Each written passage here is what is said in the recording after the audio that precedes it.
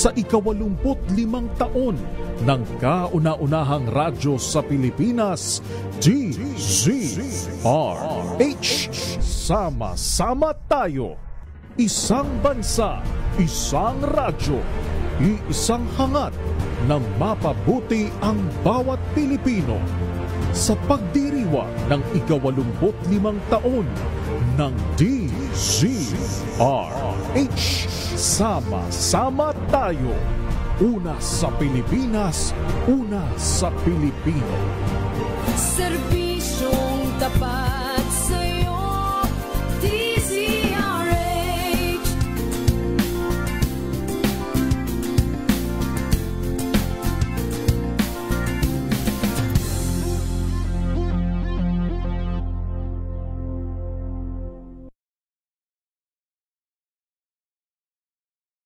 Maagang balitaan, maagang usapan sa mga issue at balita. Kasama si Kuya Angelo Palmones sa Magandang Umaga Pilipinas. Mula Lunes hanggang Biyernes.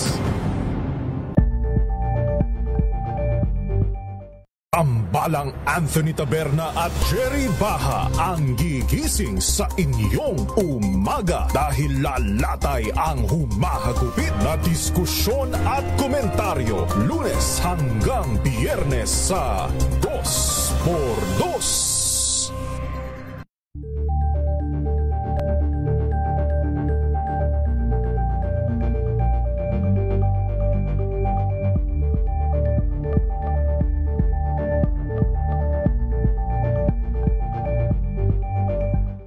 We've got you covered. From the hottest hits, exclusive interviews,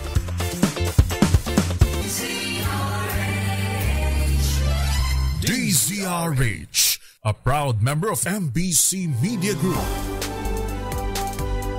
4 na minuto na makalipas ang alas 4 na umaga.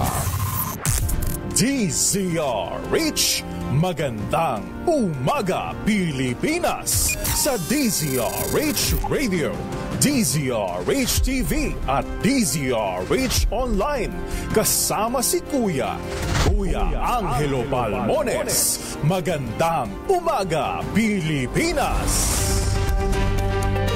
Biyernes na tayo ngayon, ika-16 ng Mayo 2025. Sa ulo ng ating mga balita, 12 nanalong senador ipoproklama na bukas. Attorney Harry Roque at si Cassandra Ong ipinaparesto sa kasong qualified human trafficking. Court of Appeals binaliktad naman ang pag-absuelto sa isang drug case dating Senator Laila De Lima na ngayon ay papasok bilang isang kongresista. Mid-year bonus sa mga empleyado ng gobyerno matatanggap na. Sana all. Brownout naranasan ng Department of Energy sa gitna ng live stream press conference ng ahensya na nagsasigurong hindi magkaka-brownout. 686 million pesos na laga ng shabu na sabat mula sa mga Chinese syndicate sa Pampanga. Ilang key factors sa pagdedeklara ng panahon ng tagulan, tinukoy naman ng Pag-asa. Bagong balita, bagong impormasyon, kasama si Kuya Angelo Palmones. Magandang Umaga Pilipinas! Kasama natin ang buong radyo natin FM nationwide, ang ating action radio station sa Luzon, Visayas at Mindanao. 91.7 FM radio sa Cebu at 94.3 FM sa Jensan. Sa detalye ng mga balita, asahan ang moderate to heavy na rain showers sa may kasamang pagkidlat at malalakas na hangin sa Laguna at Batangas sa susunod na 2 oras. Ayon sa latest thunderstorm advisory ng Pag-asa, kasalukuyang nararanasan ang naturang kondisyon ng panahon sa Quezon at posibleng magtagal ng 2 oras makakaapekto sa mga kalapit na lugar. Kaugnay nito, pinag-iingat ang mga residente sa posibleng banta ng pagbaha at pagguho ng lupa. Nako! May problema ang Quezon. Lubak-lubak pa naman yung mga daan dyan. Ano ha? Sabi nga ni Dr. Helen Tan, ni Governor Helen Tan, sinisikap pa ng provincial government na ito yung matugunan. Kaya lang illegal naman ho yan dahil sa yan responsibilidad ng Department of Public Works and Highways. Ingat po at magandang umaga din ho sa mga taga-Talisay, Batangas. Ipinaliwanag naman ang Pag-asa na ilang key factors sa pagdedeklara ang kinakailangan ng pagsisimula ng rainy season. Ayon kay Benson Estareja ng Pag-asa, ang rainfall at wind patterns ng dalawang pangunahing parameter ang siyang ginagamit sa pag-assess ng simula ng panahon ng tag-ulan. Para may deklara ang rainy season, kinakailangang hindi bababa sa 7 mula sa 13 monitoring stations sa Luzon at Visayas ang makapagre-report ng mga pagulan sa loob ng 5 magkakasunod na araw. Ang bawat istasyon ay dapat na maka-accumulate ng minimum na 25 mm na tubig ulan sa nasabing panahon. Nakompleto na ng National Board of Canvassers ang pagbibilang ng mga boto sa katatapos lamang na 2025 midterm elections. Bunsod nito, sinabi ni COMELEC Chairman George Erwin Garcia, tiyak na ang proklamasyon ng mga nanalong senador bukas araw ng Sabado. Ayon kay Garcia, ilalabas nila ngayong Biyernes ang resolusyon para sa proclamation ng mga nanalong senador. Base sa National Canvass Report, nangunguna pa rin sa botohan sa pagkasenador si Christopher Bongo na may 27,121,073 votes. Sumusunod naman sa kanya si Mama Aquino na may 20,971,899 votes o mahigit 7 milyon ang kaibahan mula sa botong nakuha ni Senator Bongo. Pangatlo naman, si Senator Ronald Bato de la Rosa na may 20,773,946 votes.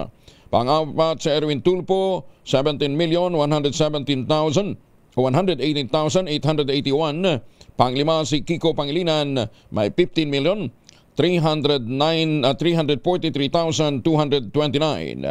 Pasok din sa top 12 sina Rodante Malcoleta, Ping Lacson, Tito Soto, Pia Cayetano, Camille Villar, Lito Lapid at Senator Amy Marcos. Magandang umaga, Pilipinas! Umabot na sa 81.65% ang voters turnout ng nagdaang midterm elections. Bata ito sa huling tala ng COMELEC.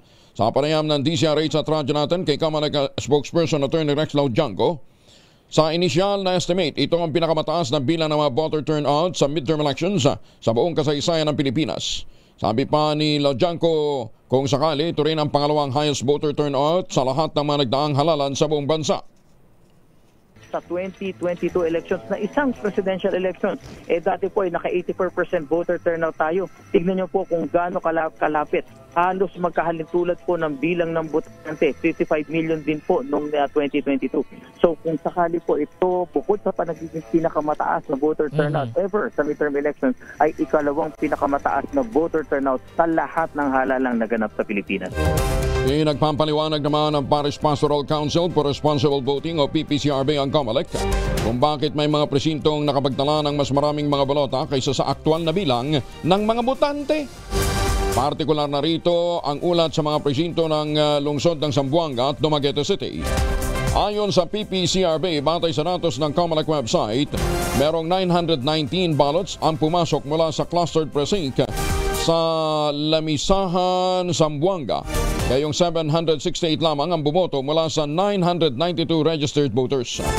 Dinepensa naman ito ng COMELEC, iginit na mislabel damang ang naturang datos.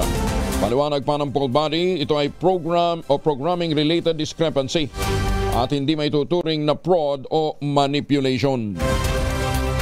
Inimok naman Education Secretary Sani Angara ang mga nanalong opisyal na gawing prioridad ang edukasyon sa bansa.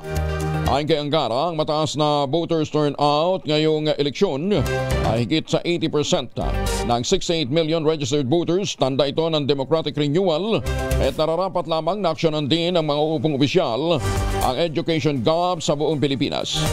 Binigyan din niya na ang panawagan ng Pangulong BBM at tingnan ang resulta ng katatapos lamang na halalan ay bilang ng nagkakalob ng bagong mandato ay upang tugunan ang kanyang urgent national concern. Paalala niya ang mga nanalang kandidato, dapat gamitin ang available na mga datos sa pagbuo ng responsive education program.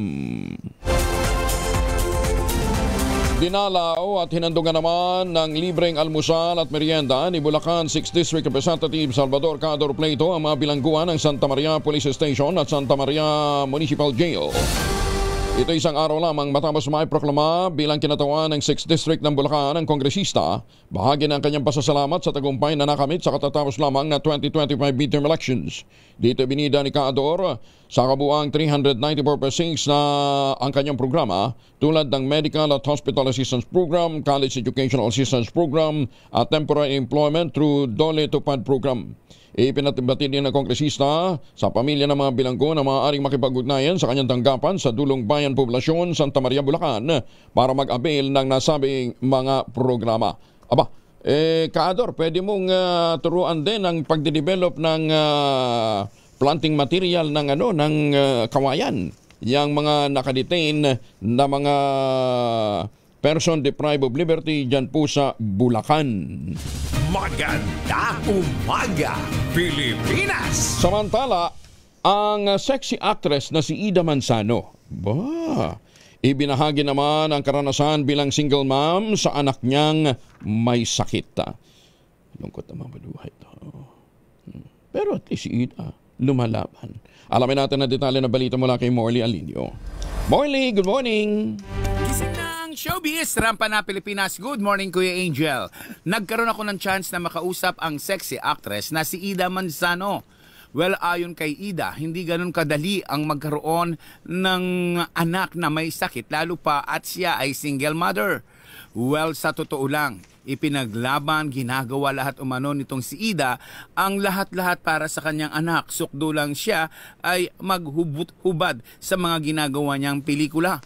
Ayon kay Ida, mas gugustuhin niyang siya na lamang ang magkaroon ng problema physically o kung anuman basta't mailigtas lang ang kanyang anak. Ganun niya kamahal ang kanyang anak na kung saan sa ngayon ay may karamdaman ito.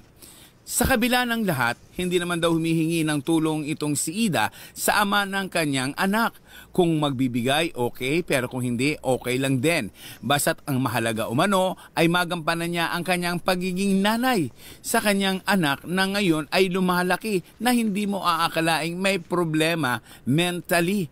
Sa totoo lang, masaya itong si Ida sa takbo ng kanyang karir dahil sa kabila ng kanyang edad ay nananatiling sariwa ang kanyang katawan at nabibigyan siya ng mga sexy roles. Yan ang ating DZRH Showbizatas News.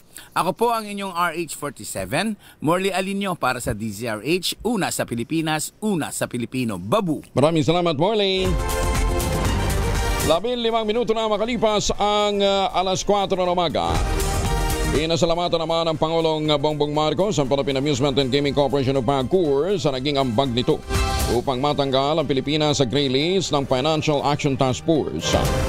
Personal na ginawaran ng palasyo sina PAGCOR Chair at CEO Altenco at ang President at CEO ng PAGCOR na si Wilma Isna sa isang seremonya sa Malacanang dahil sa pagsisikap nila na malabanan ng money laundering at terrorist financing. Pinuri naman ni Chairman Tenco ang Anti-Money Laundering Supervision and Enforcement Department ng PAGCOR, ganyan din ang Anti-Money Laundering Compliance Department ng ahensya sa pinaigting na pagbabantay at pagpapatupad ng bataran sa ilalim ng kanyang pamumuno.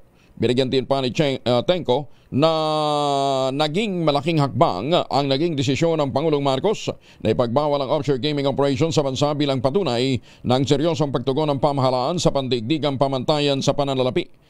Ang gray list ay talaan ng mga bansang may kakulangan sa pagsugpo kontra money laundering at terrorist financing.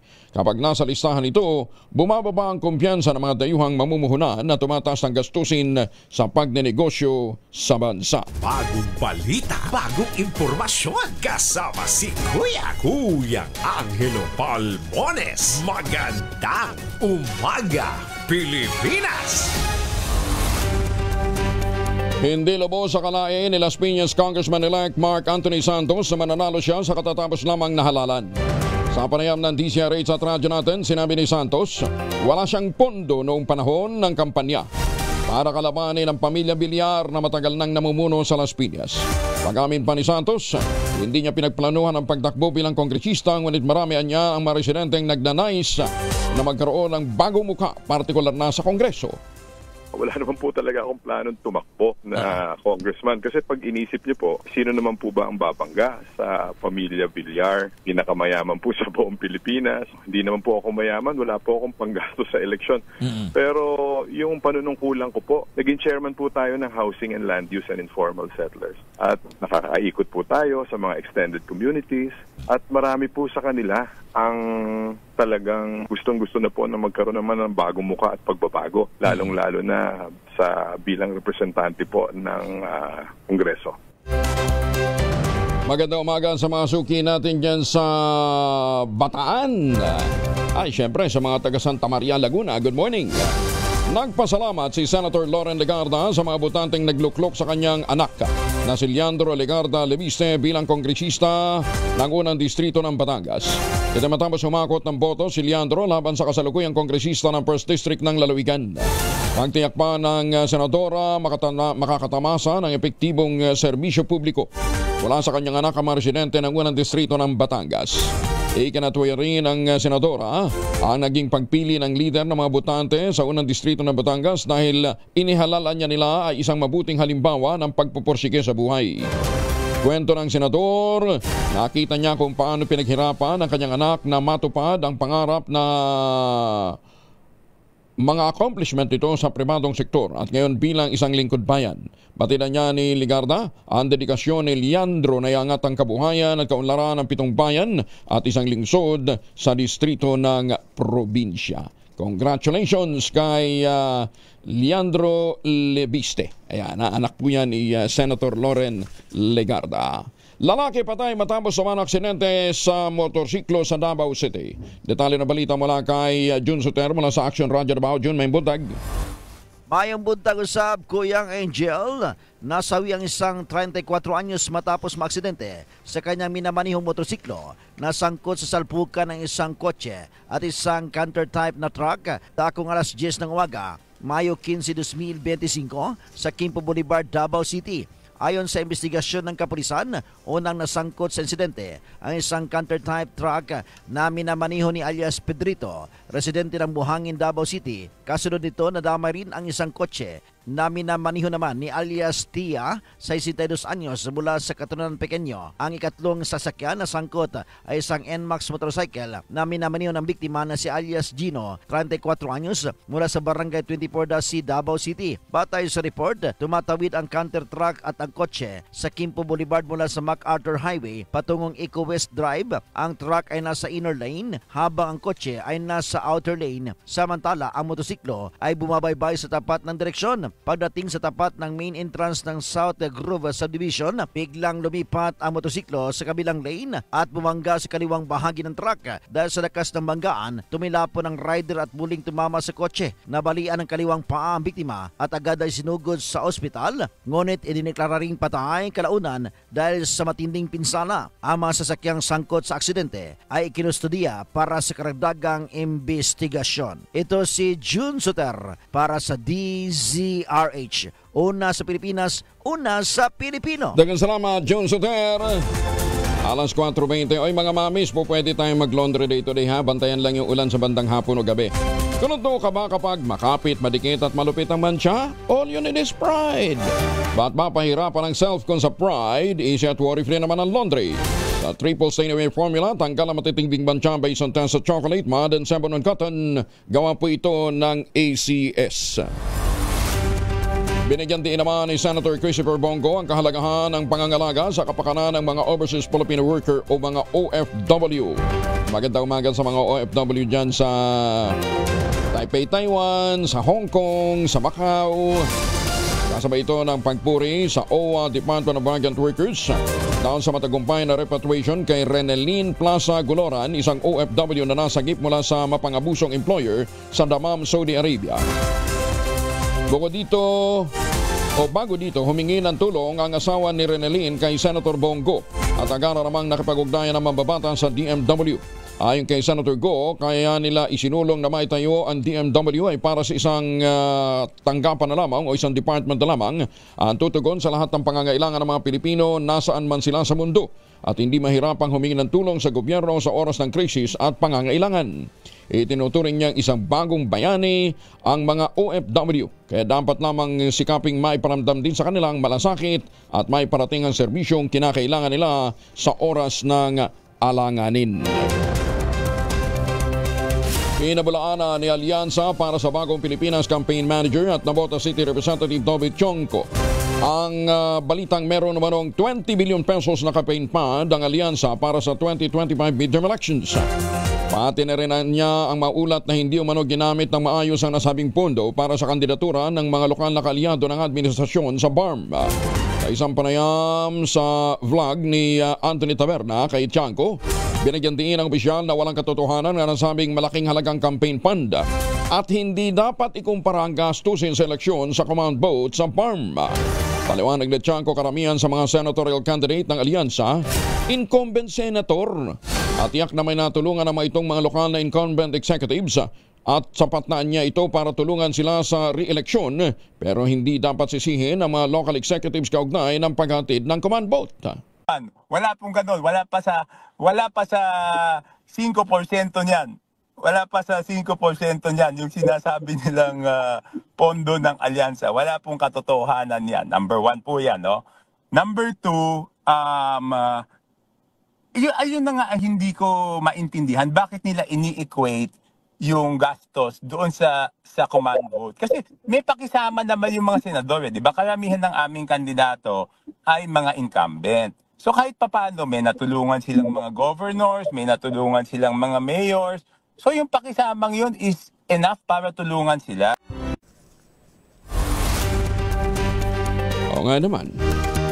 Pero ho sa BARM area na mayagpag ang Duterte. Nasa 12 truckload sama ng campaign materials ang nakonekta sa Maynila ilang araw matapos ang halalan. Ayon sa Manila City Engineering Office, ipinagutos ni Mayor Hanlin Lacuna ang pagpapast-track ng clean-up operation sa lungsod. Git ni Alcantara, bagamat responsibilidad niya ng mga kandidato, personal ng pinagutos ng alkalde ang pagbaklas ng mga campaign material para sa kaayusan at kalinisan ng Maynila. Agad daw arangkada ang clean-up drive sa lungsod. May 11 pa lamang bago pa man i-extend ng COMELEC ang allowed display period para sa mga ito. 24 makalipas ang alas 4, bukas naman ang Metropolitan Manila Development Authority o MMDA sa mungkahi na magkain ng panukalang batas para i-disqualify ang mga kandidatong pinababayaan ng kanilang campaign material matapos ang eleksyon. Ayon kay MMDA Chair Romando Artes, pabor sila sa naturang suwestyon upang mahigpitan ang pagpapatupad ng basura-free elections. Sinabi ni Artes, kahit ang mga natalong kandidato ay sakop ng disqualification sakaling tumakbong muli sa susunod na eleksyon. Hanggang nitong Miyerkules, nakalikom na ng mahigit 11 tons ng campaign materials. Kabilang dito yung mga poster at mga tarpaulin na hinakot ng MMDA. I-recycle naman katuwang ang Bureau of Jail Management and Penology, ang Ecowaste Coalition at tahanang walang hagdanan.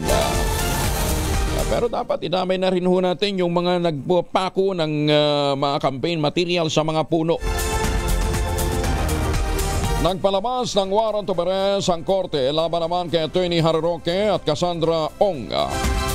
Bunsod ng kinakaharap nila ang kasong human trafficking.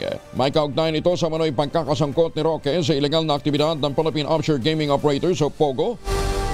Partikular na ang POGO hub sa Lucky South 99 Corporation sa Porac, Pampanga. Inisyo ang warrant of arrest ng Angeles City RTC Branch 118. Si Roque ay matagal nang nasa The Hague, Netherlands. Una na nitong kinumpirma ang paghingi niya sa naturang bansa ng political asylum. Ilang beses nang itinanggi ni Roque na may kaugnayan siya sa Lucky South 99 at hindi rin umano totoo na meron siyang hindi maipaliwanag na iyaman.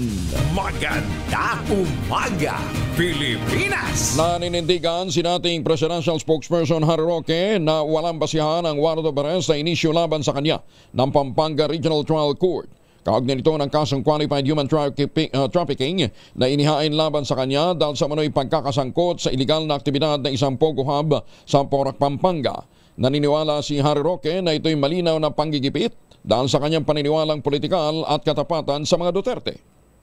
Yan po talaga ay ebidensya ng paggigipit sa akin dahil gaya ng sinabi mo, paano naman magiging kriminal ang pagiging abogado?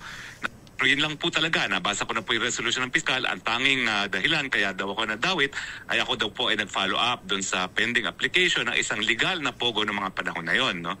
So sa akin po, wala po talagang basehan para ako'y kasuhan. Ang pagkakaso pong yan ay ebidensya na ako po'y ginigipit dahil sa aking paniniwalang politikal, dahil sa aking katapatan sa mga Duterte.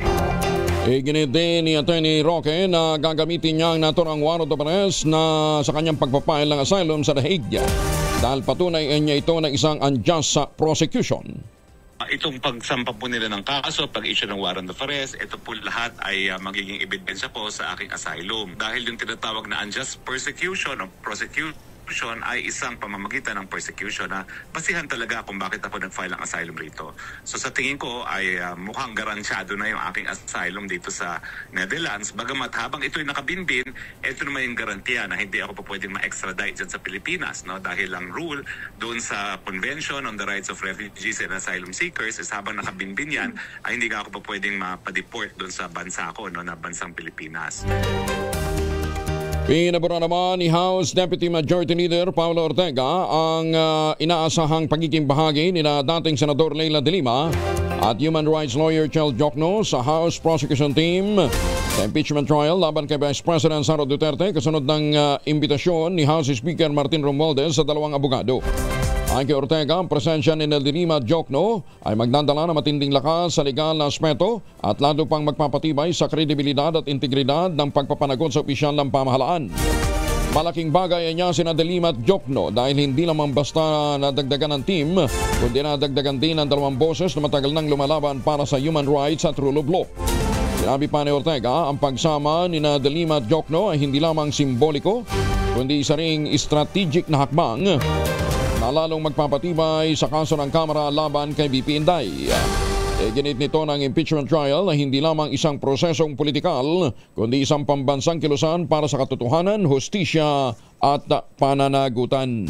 Maganda umaga, Pilipinas! Ay, mga misi, sa may araw si Mr. Pag-uwi galing ng trabaho, ang medalyan sa germ sa katawan nila para labanan ang may araw at may pawis, gumamit ang Shield Bath Soap regularly. Unbeatable ang Shield sa paglaban sa germs versus another brand. May shea butter na pampalambot ang kuti sa presyong abot kaya $12.50 SRP. Kaya naman, ito ay recommended ng Philippine Nurses Association. Kaya mga misis ay challenge yung subukan ng Shield Bath Soap. Galit sa sakit, may malasakit, sulit na sulit. Mahiwagang tunog! 6,000 na po ang naghihintay na premyo sa ating mahiwagang tunog. Kaya't habang kayo po'y naliligo gamit ang Shield Bath Soap, hulaan kung ano ang ating mahiwagang tunog.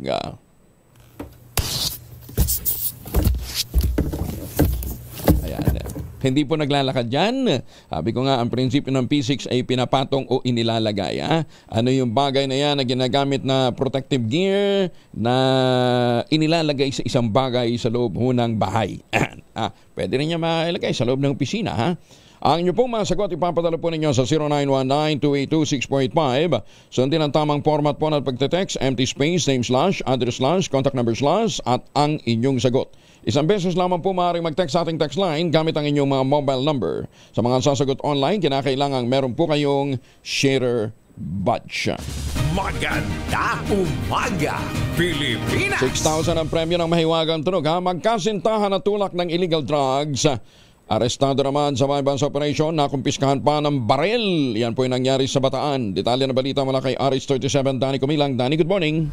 Arestado ang isang magjowa sa ikinasang drug bypass operation at nakumpiskan pa ang mga ito ng illegal na baril sa barangay Gabon, Abukay, Bataan alas 9:30 kagabi.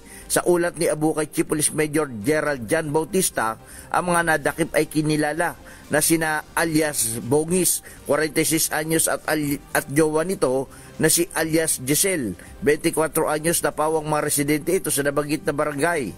Nasamsam sa mga sospek ang hininalang shabu na may timbang ito na 6.36 gramo at tinataya nagkakalaga ito sa 43,248 pesos at isang caliber .380 na baril na may 2 bala. Ang dalawang nadakip ay nakakulong na ngayon sa Bukay Detention Facility at naharap sila sa kasong paglabag sa Republic Act 9165 o ang Comprehensive Dangerous Drug Act of 2002 at Republic Act 10591 o Illegal Possession of Firearms at sa Omnibus Election Code kaugnay ng gun ban. Dani Kumilang, RS37 DCRH, una sa Pilipinas, una sa Pilipino. Maraming salamat, Danny. Maya paaba kay kayungan sa ating mga kababayan dyan po sa Pampanga. Matatanggap na ang mid-year bonus ng mga kawani ng gobyerno kabilang ang mga sibilyan, militar at iba pang uniform personnel. Kasunod dito ng anunsyo ng Department of Budget and Management kung saan sinasabi ni Secretary Amene Pangantaman nasa 63.695 billion pesos ang inilaan ng gobyerno ngayong 2025 para sa midterm bonus. Ang naturang halaga ay hahatiin sa mahigit 47 billion para sa mga civilian personnel at 16 billion naman para sa mga military at uniform personnel. Batay sa DBM Budget Circular 2017-2, mga tatanggap ng mid-year bonus sa mga empleyadong nakapaglingkod ng hindi bababa sa 4 na buwan mula July 1 ng nakarang taon hanggang Mayo 15 ng 2025.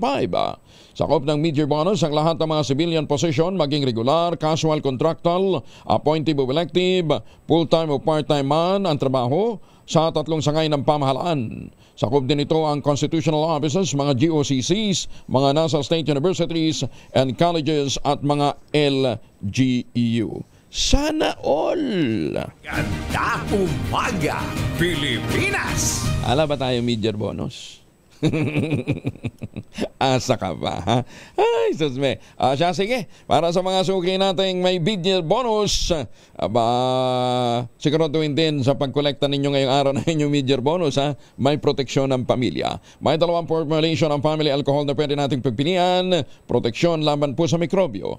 Yung family 70% isopropyl alcohol, especially prepared for clinics, hospital, pharmacies, laboratories, pero okay din po yan sa mga households. Very effective sa disinfection at sterilization. Ganyan ang bagsik ng family, 70% isopropyl alcohol. Maghapon man natin gamitin, no problem. Hindi po manuno yung ating mga kamay dahil meron po itong moisturizer.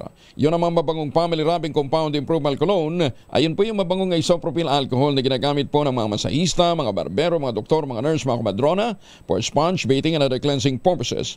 Family rubbing alcohol parang TCRH ibuk na sa mahabang panahon. Mabibili sa namang butik at convenience stores nationwide. Family rubbing alcohol hindi lang pampamilya, pang sports pa. Maganda umaga, Pilipinas! Pinata mula sa Pampanga na aksidente sa motorsiklo sa Lingayen, patay. Masantos siya kabasan ni Chekiamin sa ating mga kababayan dyan sa Pangasinan. Detalye ng balita mula kay Freddy Pajardo, RS38. Freddy. Masantos siya kabuasan Kuyang Angel. Alas 6 ng umaga kahapon natagpon sa damuhang bahagi ng Baywalk sa Barangay Libsong East sa Lingayen ang wala ng buhay na biktima na nakayakap pa sa nakatumba niyang motorsiklo na may damage sa harapang bahagi na tanda ng bumangga ito sa poste saka tumilapon sa damuhan. Dinala pa namang nag-responding police sa Lingayen District Hospital ang biktima na dineklarang dead on arrival na ng attending physician. Ayon kay Lingayen OIC Chief of Police Lieutenant Colonel Amormio Sumini, nakilala ang biktima sa pamamagitan ng kanyang driver's license na ito si Mark Jeremy Nugid Ramos, 27 anyos, binata at presidente ng Sitio Dampalit, Santa Lucia, Lubao, Pampanga na inuwi na rin kahapon ng kanyang pamilya ang mga labi nito. Ito si Freddy Pajardo, RS38 nag-uulat para sa DCRH, una sa Pilipinas, una sa Pilipinas. Maraming salamat, Freddy. Ay, magandang umaga sa mga taga-Kinapawan City. Ma'am Dante Molino, magandang umaga po sa inyo, ha? At magandang umaga muli sa mga taga-Quezon. Ingat ho kayo dyan sa tuloy ng mga pagulan. Dito ho sa may bandang Batangas, maya-maya pa daw, mga 2 oras mula ngayon, ha? Ingat ho tayo.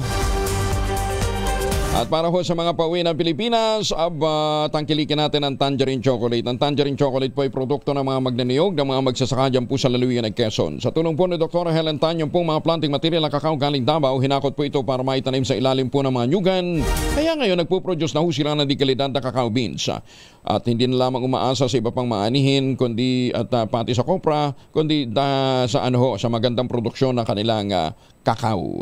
Pinaprocess yan para maging Tangerine Chocolate. Ang Tangerine Chocolate ay available sa 0919-095-5935, Pwede nyo ring i-check yung 10 variants ng tangerine chocolate sa tangerinechocolate.ph. Ang mga raw materials niyan ay galing din po sa ani ng ating mga magsasaka. Ang sabi nga po ni Dr. Helen Tan, sino bang magmamalasakit sa Pilipino kundi ang kapwa Pilipino? Kaya sa bawat tangkilik natin ng tangerine chocolate, pinalalakas natin ang loob ng ating mga magsasaka, pinalalakas natin ang ating lokal na ekonomiya. Maganda umaga, Pilipinas! Inawalang bisa ng Court of Appeals ang pag-absuelto ng korte kay dating Senador Leila de Lima sa kasong conspiracy to commit illegal drug trade. Noong June 4, 2024, ibinasura ng Muntinlupa RTC Branch 204 ang kaso ni de Lima na may kinalaman sa droga kasama si Ronnie Dayan. Pero sa 12 pahinang desisyon ng 8th Division ng Court of Appeals, pinabura ng Appellate Court ang petition for certiorari na inihain ng Solicitor General na si Menardo Guevara. Ayon sa CA, nagkaroon ng matinding pag-abuso sa pagpapasya ng Regional Trial Court na ibasura ang kaso. Bunsad nito, muling bubuksan ng korte ang kaso at pinasisilip nito ang mga ginamit na dokumento at mga ebidensya na naging batayan ng pagsasampa ng kaso at akwital ni de Lima. Ipinapaubaya na ni Senate President Francis Escudero sa desisyon ng kanyang mga kapwa-senador kung mananatili pa rin siyang Senate President sa pagpasok ng 20th Congress. Kasunod dito ng pagpasok ng top 12 sa top 12 ni dating Senate President Tito Soto. Ayon kay Escudero, nakasalalay sa mga kapwa niya mababatas at sa pagsang-ayon din ng rules ng Senado, magpapatuloy siya bilang Senate President kung hindi nag-graduate at nagbago lamang at kung may nagpresenta ng higit na maryoryang boto. Una nang sinabi ni Soto na sakaling naisin ng mga kapwa niya senador na muli siyang mamuno ng Senado, handa naman niyang tanggapin ito. Para naman kay Senator Chis, kung sino man sa kanilang mga senador o kahit sino man sa kanilang mga senador pwede talagang maging leader ng mataas na kapulungan basta't makakakuha ng suporta ng hindi bababa sa 13 senador o ng mayorya. Sino bang ano? Kaya lang si Tito Sen ay nasa panig ng di ba? Alyansa. Tumakbo sa ilalim ng alyansa. Pagka nagkaroon naman ng bilangan, parang mas lalamang doon sa kabilang, di ba? Mas marami ng kakampi ngayon si Inday Sara daw doon sa kabila Nais naman ni Senate President Jesus Escudero na manatili ang kasalukuyang panuntunan sa impeachment trial laban kay Vice President Sara Duterte. Ito'y para maiwasan na maakusahan niya ang Senado at ang institusyon na may pinapaboran. Ayon kay Escudero, iminungkahi na niya ang sa impeachment court na huwag nang baguhin ang rules at kung may pagbabago man, ipatupad na lamang ito sa mga susunod pang impeachment case. Hindi manghihimasok ang Pangulong Marcos sa impeachment trial ni VP Sara Duterte. Ayon kay Communications Undersecretary Claire Castro, nananatiling consistent ang posisyon ng Pangulo sa naturang usapin. Iginit ni Castro, ipinapaubaya ng Pangulong BBM ang proseso nito at umaas ang gagampanan ng mga senador ang kanilang tungkulin ng patas at may pagrespeto sa rule of law. Ang tanging hilingan niya ng Presidente, pagsilbihan ng Senado, hindi lamang ang isang partikular na individual, kundi ang taong bayan. Humihirit naman ang kampo ng dating Pangulong Duterte na madiskwalipika ang 2 hukom sa International Criminal Court Pre-Trial Chamber 1. Naisang panig ng dating Pangulo na tanggalan ng jurisdiksyon sa kaso sina Judge Maria del Socorro Flores Leira at Judge Rein Adelaide Sophie Alapini Gansu. Sa pamamagitan niya nito ay matitiyak na magiging patas ang ICC judges, ganyan din ang mas ipinsyenteng paglilitis sa kaso. Sina Judge Leira at Alapini Gansu ay dating miyembro ng nakaraang chamber na nagpahintulot sa ICC na imbestigahan ang war on drugs ng dating Pangulong Digong mula pa noong 2019. Alas 4:40 ang oras sa buong Kapuluan. Oras na para tayo po ay mag-ultabayo. Ano bang ultabayo? Ang ultabayo po ay postbiotic with Lactococcus lactis strain plasma. Ito po ay dumaan sa mahabang clinical trial sa Japan. Hindi po kwentong kutsero, hindi po mga testimonial, kundi mahabang human clinical trial. At ang bawat kapsula po ng ultabayo nagtataglay ng 50 billion cells ng Lactococcus lactis strain plasma. Kaya sabi nga pa ng mga doktor isang oras bago matulog, 2 kapsula para mas ma-enjoy natin ang mga benepisyo ng ultabayo. Pagpasok po ng ultabayo o ng postbiotic sa ating katawan, ina-activate po nito yung PDC, yung plasmacytoid dendritic cell. Yan daw po yung tinatawag na mga dalubhasa na commander ng ating immune system at siya pong nagtataboy ng mga toxin sa ating katawan habang tayo po ay natutulog. Kaya nakakatulong ito para ma-achieve natin ang magandang tulog. Kapag nagkaroon tayo ng magandang tulog, syempre, maganda din ang ating gising sa kinabukasan, mas maganda ang ating disposisyon sa buhay. Ayan, ha? Ilan lamang yan sa mga benepisyo ng ultabayo. Kung may mga katanungan pa ho tayo, mag-text lamang sa 0917-110-6580. May mga medical experts na nakastambay dyan. Ha? Ang ultabayo po ay siregistrado sa Food and Drug Administration, halal certified. Available po ito sa Mercury Drug Stores, Amesco Drug, Passmed Pharmacy, John's Pharmacy, Curamed, at sa South Star Drug. Pero wag natin kalimutan, ang ultabayo po ay hindi gamot at hindi dapat gamitin panggamot sa anumang uri ng sakit. Maganda umaga, Pilipinas! O marangkada na ang bentahan ng 20 pesos per kilo na bigas sa lungsod ng Nabotas. Inalunsad ang naturang programa noong pang-Mayo 14 ng Kadiwa Center sa Nabotas City Hall at Agora Market. Ayon sa Nabotas Public Information Office, nasa 75 sako ng bigas ang ipinadala ng Department of Agriculture para sa naturang launching. Nagpaabot naman ng pasasalamat si Mayor John Ray Tiangco at iginiit ang buong suporta nito sa mga programa na naglalayong matulungan ang nasa vulnerable sector gaya ng mga poor peace beneficiaries, mga senior citizen, mga PWDs at mga solo parent. Congressman-elect sa unang distrito ng Northern Samar, formal nang nanumpa sa pagkaalkalde naman ng Katarman. Detalye na balita mula kay Jane Galit Bantayan. RH34, Jane, may buntag. Formal nang nanumpa sa katungkulan si Congressman-elect Nico Raul Daza ng 1st District ng Northern Samar kay Katarman Mayor Andet Rosales. Isinagawa ito mismo sa pisina ng mayor sa munisipyo. Opisyal ang magsisimula kanyang termino sa Hulyo 1. Tututukan ng batang kongresista ang kabataan, kabuhayan at kalusugan na siyang plataporma sa pagsisilbi sa bayan. Mismo naman ang batang kongresista ang pumili sa mayor ng Katarman para sa kanyang panunumpa.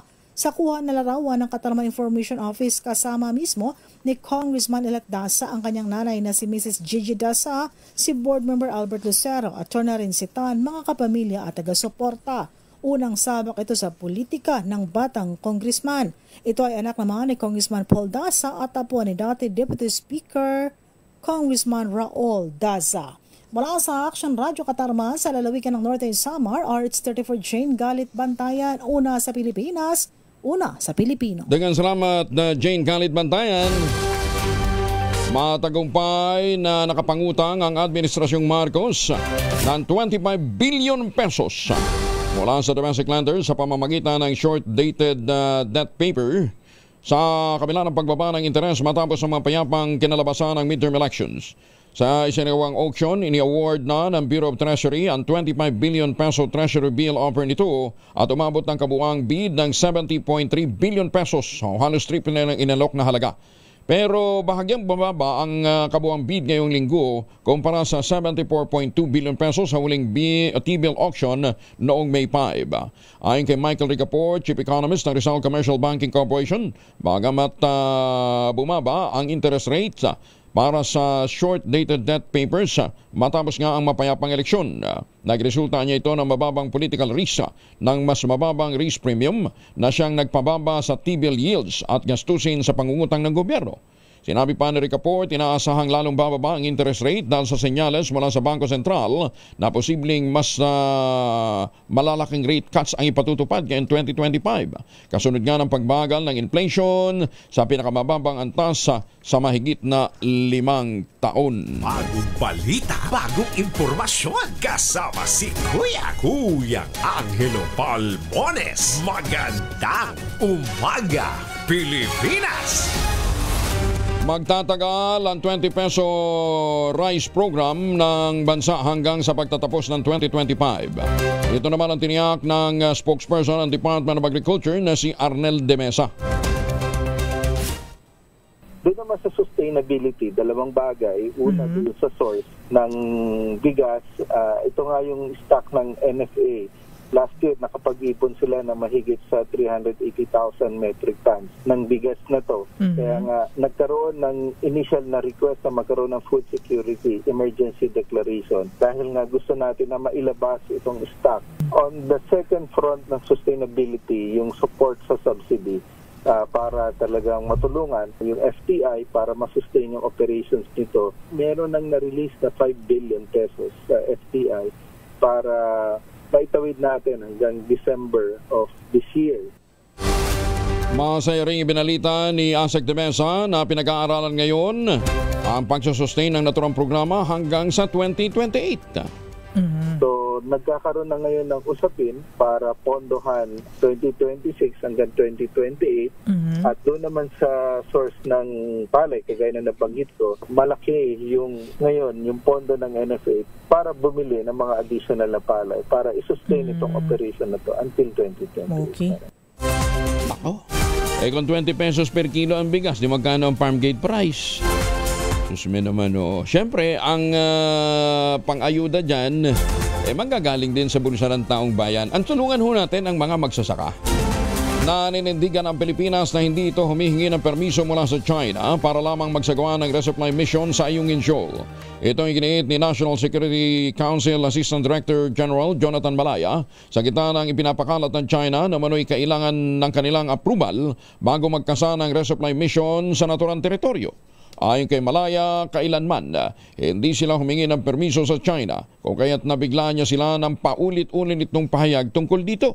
Magbibigay din pa ni Malaya ang paghingi ng permission mula sa China para magsagawa ng resupply mission sa Ayungin ay paglamag sa ating konstitusyon. Maganda umaga, Pilipinas! Congratulations! Congratulations sa mahigit 7,000 na mga bagong nurses natin. 7,000 mula sa mahigit 10,700 na nakapasa sa May 2025 Philippine Nurses Licensure Examination ng Professional Regulation Commission. Sa anunsyo ng PLC, sinagawa ang Board of Nursing sa 17 testing centers sa buong bansa. Top-notcher sa pagsusulit si Angelica Perer Dator mula sa Southern Luzon State University na may 90% rating. Dikit ito sa rating ni Doris Ann Flores Laigo mula naman sa Philippine Women's University Manila na nakakuha ng 89.90%. Pasok din sa top 10 sina Ariela Sabrina Natividad mula sa Southern Luzon State University at Joanna Villanueva ng Iloilo Doctor College. Parehas dong nakakuha ng 89% rating sina Corinne Nicole Benitez ng Southern Luzon o SLPC, Jean Del Rosario, Kate Therese Pile ng University of Pangasinan, Bea Dominic Pile ng College of Our Lady of Mount Carmel. Nasa 6th place naman sina Jimuel Kyle Bihar, Jamela Iris Concepcion Casis at Nina Grace Serra Hasmin. Lusot din sa 7th place sina Ernest Matthew Alcantara, Hana Catrice Bastique, Alia Briones, Samantha Joy Eco Cruz, Jonah Mangaban, Kayla May Narciso, Julia Sausa at Munet Villanueva. Gayon din sina Jubilee Bautista, Danica Bernagtin, Rose Duata at Alina Kayla Arajo C. Parehong nasa top 8. Nasa top 9 naman sina Desiree Ann Abejero, Angelo Kibal Adaug, Martin Alcantara, Princess Asilio, Elisa Nessie Ann Jimeno, Lauren Mestica, Cristina Pinoliar at Kate Tenorio.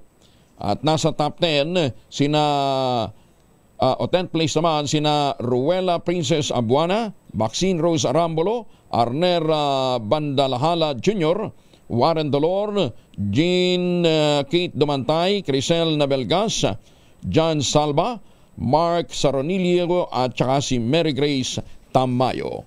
congratulations. At syempre, congratulations din sa mga magulang nito pong mga nagsipasa bilang mga bagong nurses. Bagong balita, bagong impormasyon. Kasama si Kuya Angelo Palmones. Magandang umaga, Pilipinas! Kahit natalo noong eleksyon sa pagka-mayor ng Tabon-Tabon Leyte, panalo naman ang kanyang paaralan matapos na mag-top 4 sa Performing School ng Nursing Board Examination sa buong bansa.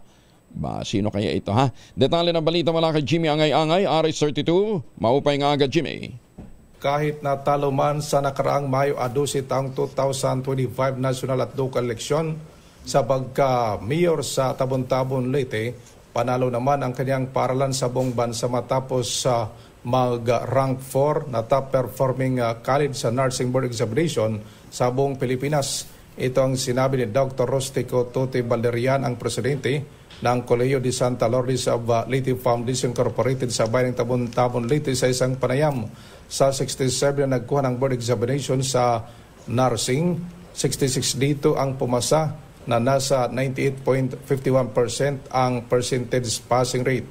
At may nag-top 10 na examine sa pamamagitan kay Mary Grace Pelinio Tamayo ng Borawin Leyte may gradong 88%. Ang Colegio de Santa Lourdes ay isang paralan sa Leyte na tumutulong sa mga mahirap na estudyante na kumukuha ng nursing na kurso sa pamamagitan ng scholarship program ng paralan. Mula dito sa DYVL Action Radio Tacloban, ito si RH32 Jimmy Angay-Angay para sa DZRH, una sa Pilipinas, una sa Pilipino. Dagang salamat, Jimmy Angay-Angay. Magandang umaga, Pilipinas! Pwede sige, congratulate na rin ho natin muli ang mga nanalo nitong nakalipas na alalan. Magandang umaga sa mga taga-Talisay, Batangas. Congratulations muli kay Mayor Nestor Natanawan. At syempre sa kanyang Vice Mayor na si Vice Mayor Francis Patet Magsino. Ayan, congratulations sa inyo at sa lahat ho ng mga nanalong konsehal dyan sa Talisay, Batangas. Binabati kayo ni na Engineer Mario at ng mga opisyal ng Talay. Siyempre, yung mga sinusuportahan ng grupong Talay. Congratulations, Mayor Nestor Natanawan at Vice Mayor Patet Magsino. Diyan po naman sa Romblon, congratulations yung ating kasama sa radyo natin na si DJ Bing Solis. Number 2 naman ito sa pagiging board member ng Romblon. Ayan, At dito sa Quezon City, si Bong Suntay. Tinalo si Marvin Relio. Congratulations Congressman Bong Suntay. At dan ho naman sa mga taga-Aurora, muli congratulations kay Governor Reynante Tolentino ng Aurora. Ayan, congratulations kay Governor Reynante Tolentino. At, teka muna, magbabati na rin tayo ng birthday. Kasi marami sa ating mga suki abroad na nagbe-birthday ngayon. Magandang umaga, Pilipinas! Diyan sa Amerika, magandang umaga sa Chicago kay Engineer Robert Sintay. Yan, happy birthday kay Engineer Robert Sintay. Ano ito taga Isabela. Hindi. Tama. Taga Isabela. Engineer Robert. Ayan, pogi mo kasi laki mo yung ulo ng durian. Kasi laki ng ulo mo yung durian. Madala din hong isama natin sa pasyalan yan sa Mindanao. Engineer Robert Sintay, happy birthday. Yung anak naman ni Commissioner John Mangiente na si Monique Stanek, nandyan din ho sa Amerika, nagdiwang din ang kanyang birthday. Happy birthday, Ate Monique. At ang tatay ng Palayan City, si Kuya Bong Cuevas, ay nagdiwang din ng kanyang birthday. Ito pa, si RJ Consolacion. RJ, happy ang daddy mo sa iyong pagdiriwang ng iyong birthday. Ingat dyan. Ito hindi magandang balita. Mamaya po ihahatid sa kanyang huling hantungan si retired Major General Joel Marayag, si Boss Epoy, ay ihahatid na ho sa kanyang huling hantungan. At inaanyayahan po ng mga mapitagan, miyembro po siya ng Class 80, ang lahat ho ng mga mista na maging bahagi dito po sa paghatid sa huling hantungan kay Boss Epoy, retired Major General Joel Marayag ng Philippine Air Force. Happy viewing naman. Eto, happy viewing sa ating mga suki dyan po sa Jerry's Grill. Itong mga taga Jerry's Grill, pagka nagpupunta tayo doon hindi nagbibigay ng discount. Nagbibigay naman. Kay Captain Raimel Maldo. Caprimel, happy viewing At saka syempre kay Ma'am Neri, kay Sir Nat, at kay Sir Joko. Yan po yan sa Jerry's Grill, Matalino. Maganda umaga, Pilipinas! Binabati na rin ho natin ang maganda umaga ang Midnight Singers natin Diyan po sa San Diego, California. Nagpapatuloy sa kanilang road show sina Tita Linda, Tita Cora, Tita Cors, at saka si Ma'am Lloyds pala. Ayan, Maganda umaga din kay the Debonair Junior Bao, si Boss June, at saka si Don Manny, at saka si Sir Art. Ayan, Congratulations din kay Mayor Sunny Colliantes, Congressman Attorney King Colliantes, Vice Mayor Dodong Ablao, at lahat ng mga nanaling konsehal ng Tanawan City dyan po sa Batangas. Maganda umaga, Pilipinas! COMELEC dapat lamang papurihan sa maayos na halalan 2025. Ayon naman kay Senator Loren Legarda. Detalye na balita mula kay Raymond Dadpa sa Aris 28. Raymond, good morning. Nararapat lamang na bigyang papuri ang Commission on Election of COMELEC sa mapayapa, maayos at mabilis na halalan ngayong 2025. Ito ay dahil sa mabilis na paglabas ng resulta at ang malinaw na proseso na nakita sa buong bansa. Deklarasyon ito ni Senador Loren Legarda kasabay ng pagsaludo sa mga taga-COMELEC, guro, poll watchers at volunteers na itinuring na mga bayani ng ating demokrasya. Ganon din ang mga tao ng Philippine National Police at Armed Forces of the Philippines sa kanilang ginawang pagbabantay para mapanatili ang kapayapaan at kaligtasan ng mga botante.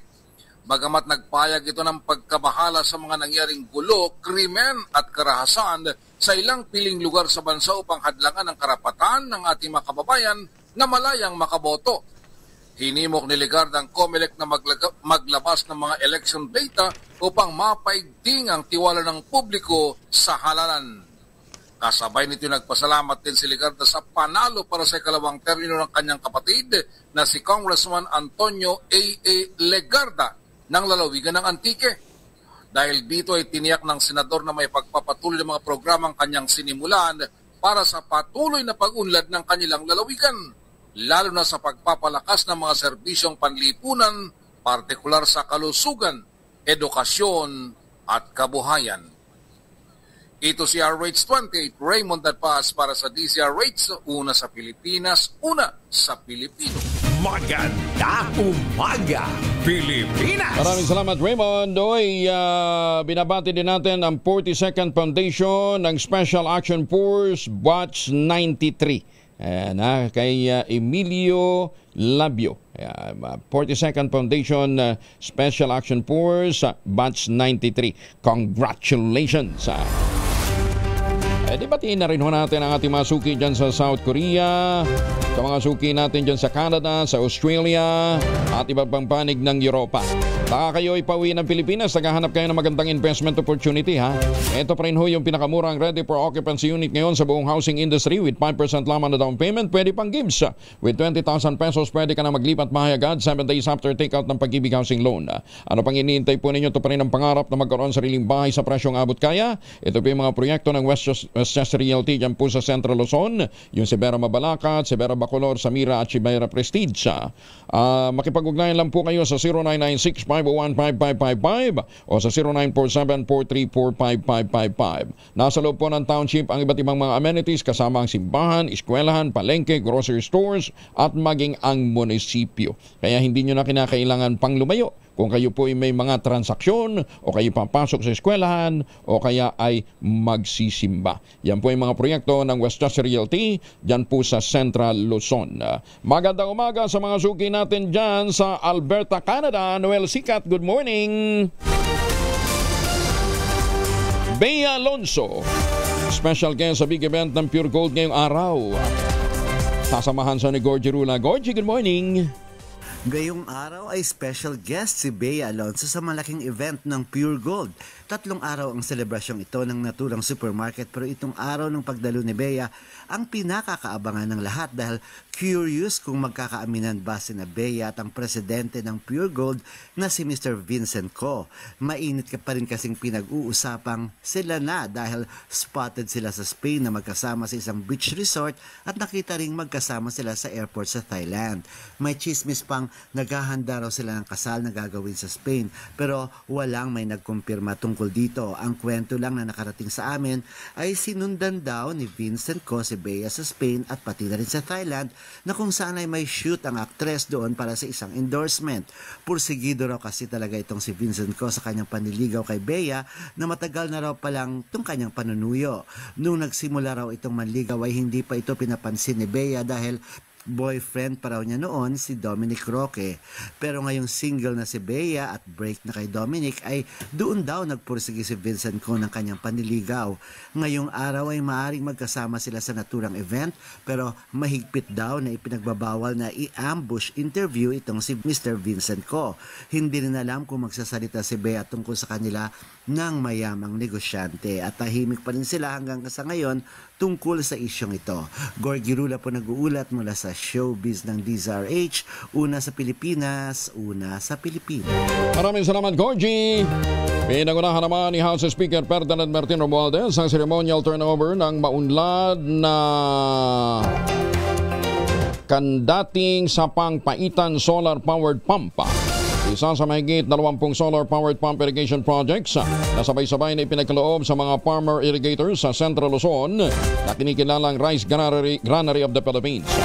Lain ang makabagong sistema ng patubig na magbigay ng tuloy-tuloy at maaasahang supply ng tubig sa 15 hektaryang sakahan na pakikinabangan ng mga miyembro ng maunlad na kandating Sapang Paitam Irrigators Association sa Barangay Kandating Arayat, Pampanga. Bukod pa rito, sabay-sabay ding ilulunsad ang 7 irrigation irrigation system sa Nueva Ecija, 10 sa Zambales, tig-isa naman sa Bulacan at Bataan, habang 2 irrigation augmentation project naman ang pinasinayaan din sa Tarlac. Ang bawat irrigation system ay nilagyan ng typhoon-resistant photovoltaic panels at AI-powered moisture sensor mula sa LR Group ng Israel na makatutulong sa pagpapababa ng gastos at pagpapataas sa ani ng mga magsasaka. Ayon kay Speaker Romualdez, ito ang future ng sektor ng agrikultura sa tulong ng AI upang mapabuti ang produksyon. Kabilang sa mga dumalo sa aktibidad, sina Israeli Ambassador Ilan Plos, National Irrigation Administrator Eduardo Edigilien, Arayat Mayor Maria Lourdes Malu Alejandrino at Deputy Senior Speaker Aurelio Dong Gonzales Jr. Bagong balita, bagong impormasyon, kasama si Kuya Angelo Palmones. Magandang umaga, Pilipinas! 5:04.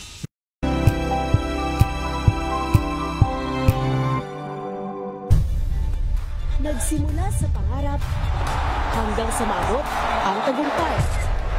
Iba't ibang kwento, iba't ibang mukha ng atletang Pilipino. Mas pinatindi, mas pinalakas, at mas pinaaksyon sa Match Point tuwing Sabado, 12:30 ng tanghali sa DZRH TV.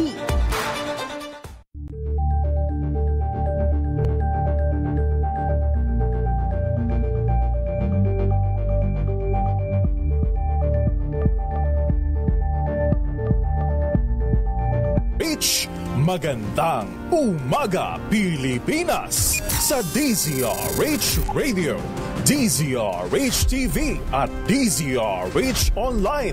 Kasama si Kuya Angelo Palmones. Magandang umaga, Pilipinas! Ay, magandang umaga sa mga taga Edmonton, Canada. Sa mga taga Alberta, kumusta na ho kayo, ha? Si Michael Ricaport mula po sa ang Chief Economist po ng Rizal Commercial Banking Corporation, kasama na ho natin. Kasi nga po sinasabi nila na magandang resulta at tahimik na resulta ho ng tahimik na pagkandak ho ng eleksyon ay nakatulong, ano ha? para gumanda ang ating maganda ang pananaw ng mga investor sa ating pong bansa. Sir Mike, magandang umaga sa inyo. Thank you for joining us. Magandang umaga po, Kong Angelo, at sa inyo po mga taga-subaybay po. Ayan, pag sinabi nating maganda ang outlook ng mga investor, nangangahulugan yan, syempre mas maraming investment na papasok. Ano yung inaasahan natin na mga papasok siguro in the next quarter?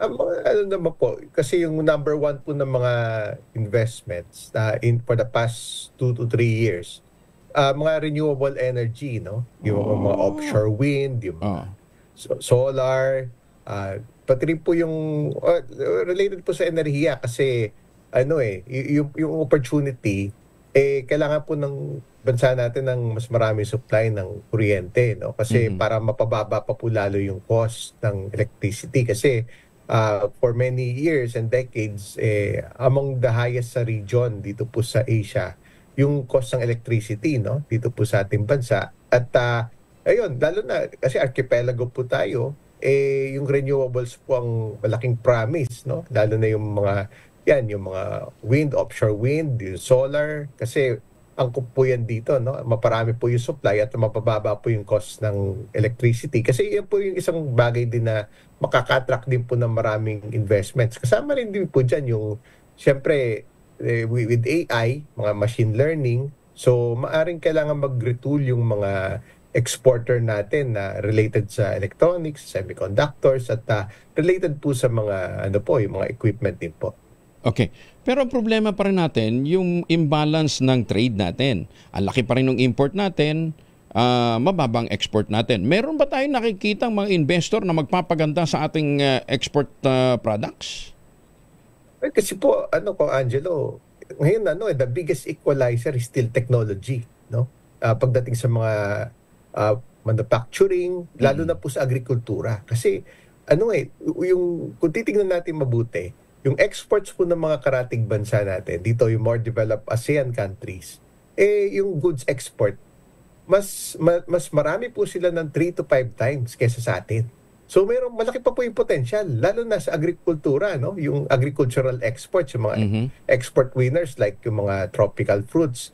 Kasi for a very long time, yung mga export winners natin, yung mga bananas, yung mga pineapple, yung mga mango. Kasi yung Pilipinas isa sa biggest source. Tsaka yung mga yung mga bansa na may yung mga temperate weather or yung mga winter, no? Lalo yung mga northern part, yung medyo malapit na sa atin dito sa Asia, no, sa Japan, sa South Korea, sa China, at pati sa ibang yung mga bansa na aabot pa yan sa Amerika, sa Europe, sa Middle East. So yung mga agricultural exports kailangan pa pong yung pwede pa pong paramihin mga export winners na yon sa agrikultura, coconut oil, at iba pa pong mga agricultural products na pwede i-export, no?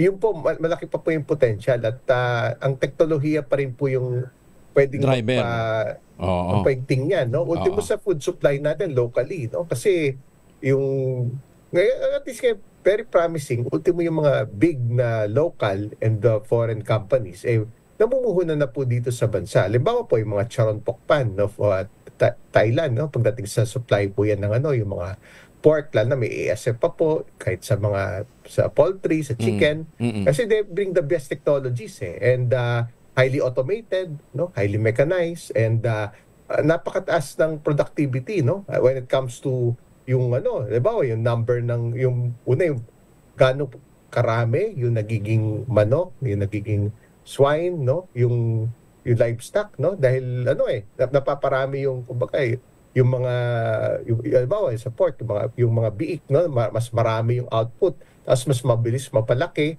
So kumbaga yung productivity, yung output mas marami at a much lower cost dahil sa high tech, because of the technology being used, so highly automated, highly mechanized, and it turned out mas marami yung supply, yung output, tapos at a lower cost. So panalo po lahat. It's profitable.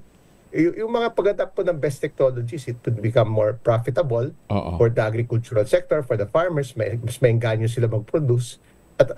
of course, at a lower cost, dami yung supply locally, and panalo po lahat kasi with that, mas mababa po yung magiging presyo. Ayun, yung mga agricultural products and opo, pero alam din naman natin na halimbawa sa backyard production ng livestock, mas malaking sektor yon. Hindi din naman nila kakayanin kasi na mag-invest sa mga makabagong technology. Hindi nila kakayanin mag-invest sa AI. Although ngayon, humina ang backyard natin dahil nga sa wala pa rin bakuna. Matays pa rin ang problema natin sa avian influenza. So, paano matatranslate itong mga benefits na ito ng mga malalaking producer natin ng pagkain, livestock, iba pang sektor ng agriculture, kahit sa fishery, para doon sa mga backyard producers natin na walang kakayahan na mag-invest sa mga ganitong klaseng makabagong teknolohiya? Who should take care of that? Para makarating din sa kanila. Opo, actually, yung nandiyan po papasok yung mga intervention measures. Kasi unang-una, may mapapabilis po yan dahil to come up with a economies of scale, Yung tawag na yung malaki, Kasi malaking puhunan ng kailangan, malaking mga enterprise. So one way to do it through intervention measures, policy-wise, and also yung mismo yung enabling environment, especially for cooperatives sa sama-sama po, yung mga small scale farmers, sa yung mga pork producers, yung mga poultry producers, ayun po, through the cooperatives, yun po yung isang mabisa na pamamaraan na mas scale up po. Kasi napaka-importante po ng economies of scale para ma-achieve po yung ganong klaseng level ng produksyon na medyo mas... Kasi mamumuhunan po talaga ng mas malaking amount, yung mga infrastructure, gamit, opo, lahat technology, to access yung technology transfer na pwede naman din po matutunan. So, ayun po yung tanging paraan na, and at the same time din po, yung mga big corporates and conglomerates, well, yun din po yung involvement nila kasi sila po yung may scale, yung may resources. Tapos, pwede rin naman po diba, the usual, even yung arrangements din po ngayon, sinasubcontract din po sa kanila, That's another. And even the big companies and conglomerates themselves, they're also involved in the supply chains. Kasi yun po yung bottom line, yung talaga ma-replicate po yung success using technology. And ganun din po, not only in livestock, in poultry, in aquaculture, but also in yung even sa crops, mga vegetables and fruits, It's being done. It's being done by Robina, it's being done by San Miguel, it's being done by big conglomerates, tsaka at least na-assure din ng mga farmers natin na may buyer sila, But at the end of the day, sabi ko nga, paano yung mas maliliit na hindi nasasakop ng contract growing? Halimbawa, maliliit lang yung kanilang farming area, limitado lang yung kanilang sow level na pwede hong i-produce. May nakikita ka bang intervention from the government? Well, yun po, pinakamabilis po talaga through the cooperatives nationwide, Opo, yun po talaga yung pinaka-epektibo at doon po yung pinaka-efficient kasi magugrupo-grupo po yung mga, say, small scale na mga farmers, mga growers, mga negosyo sa agriculture, agro-industrial. So yun po yung fastest way, kasi doon din po i-channel na mas mabilis ng ating pamahalaan. Halimbawa po, ngayon using technology again, kasi papunta po talaga further democratization ng markets para ma-meet yung buyers and sellers through digital technology, through digital commerce, Kumbaga mare-replicate din po yun sa agricultural sector kasi po yan from the national level from the national agencies even up to the LGU levels kasi mas yung pag-manage din po ng demand and supply, Lalo na kasi para maiwasan din yung glut, So through the digital marketplaces, yung pwede mag-enable po yung mga yung mismong national government agencies at even at the grassroots and at the LGU levels na and it could be done through the cooperatives na kasi pag ma-develop pa po yan, doon po talaga papunta yung future kasi at the consumer level, may access na po yung karamihan ng mga Pilipino na doon sa mga online channels. Sir Mike? Yung marketplace, gano'n na rin po. Doon po talaga papunta rin. Oo, game changer sa nakalipas na eleksyon ang mga kabataan. Ano ho? Kaya lang, itong mga kabataan ito ayaw mag-involve na ngayon sa sektor ng agrikultura. Siguro nga, pagka nag-AI tayo, nag-modernize tayo ng agriculture, baka mas maingganyo nating pumasok sila, no ha? Mag-shift din ng interest sa agriculture, ano ho? Para mas mapa-improve natin ang ating productivity. Ano ang mensaheng gusto mong iparating sa ating mga kabataan? Kasi ang laking sektor ho ng kabataan natin ngayon, ng populasyon natin, kabataan. Yung mga millennials at mga Gen Z.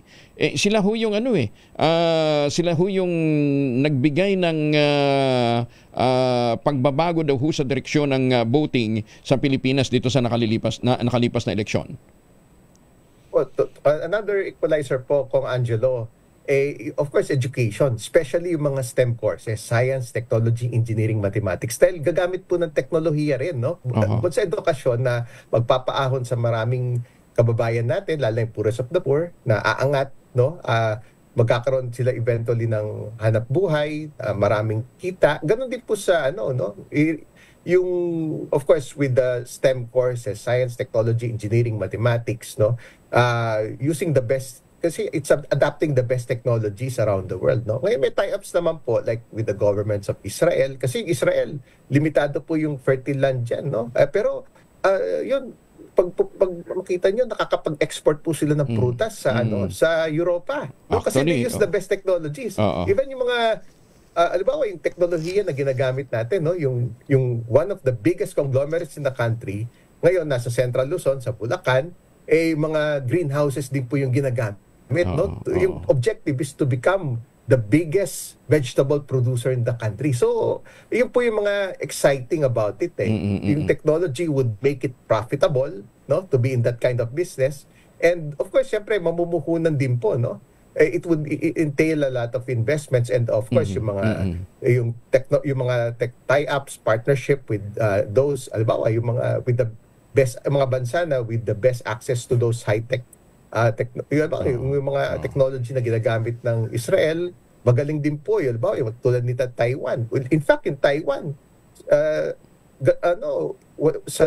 in this part of the world, wala pa pong ASF sa bansa nila. Panahon ng pandemic, halos hindi po sila nag-lockdown. Patuloy pong bukas yung ekonomiya, yung mga mass transport system. So, yung mga best practices, even Japan, no? Yung mga high-tech na yung mga practices. So yun po yung exciting part about it, no? Lalo sa mga kabataan. At the very least, magre-require din kasi ng talent yun, yung mga sektor na yun, no? Kasi umuusbong pa lang, kasi simula pa lang po niyan no? At the very least, yung talento nila pwedeng magamit din po. Makamag po sila doon sa yung paglago ng sektor na yon, no? That's the exciting part about it. Mukhang there's still great promise eventually kasi nandiyan na po yung mga biggest companies, biggest conglomerates, both local and foreign, na involved na rin po dito, no? Sa areas ng yun po yung siguro nga dapat ang mga kabataan natin talagang seryosohin ang pagpupurso ng STEM courses. Nabanggit mo kanina yung technology na in-apply ng Israel, ano? Dito sa Pilipinas, alam mo niyo, nagpo-produce tayo ng pinakamasarap na mangga daw galing sa Guimaras. Kaya gumanda ang produkto ng Guimaras dahil sa sterile insect technique.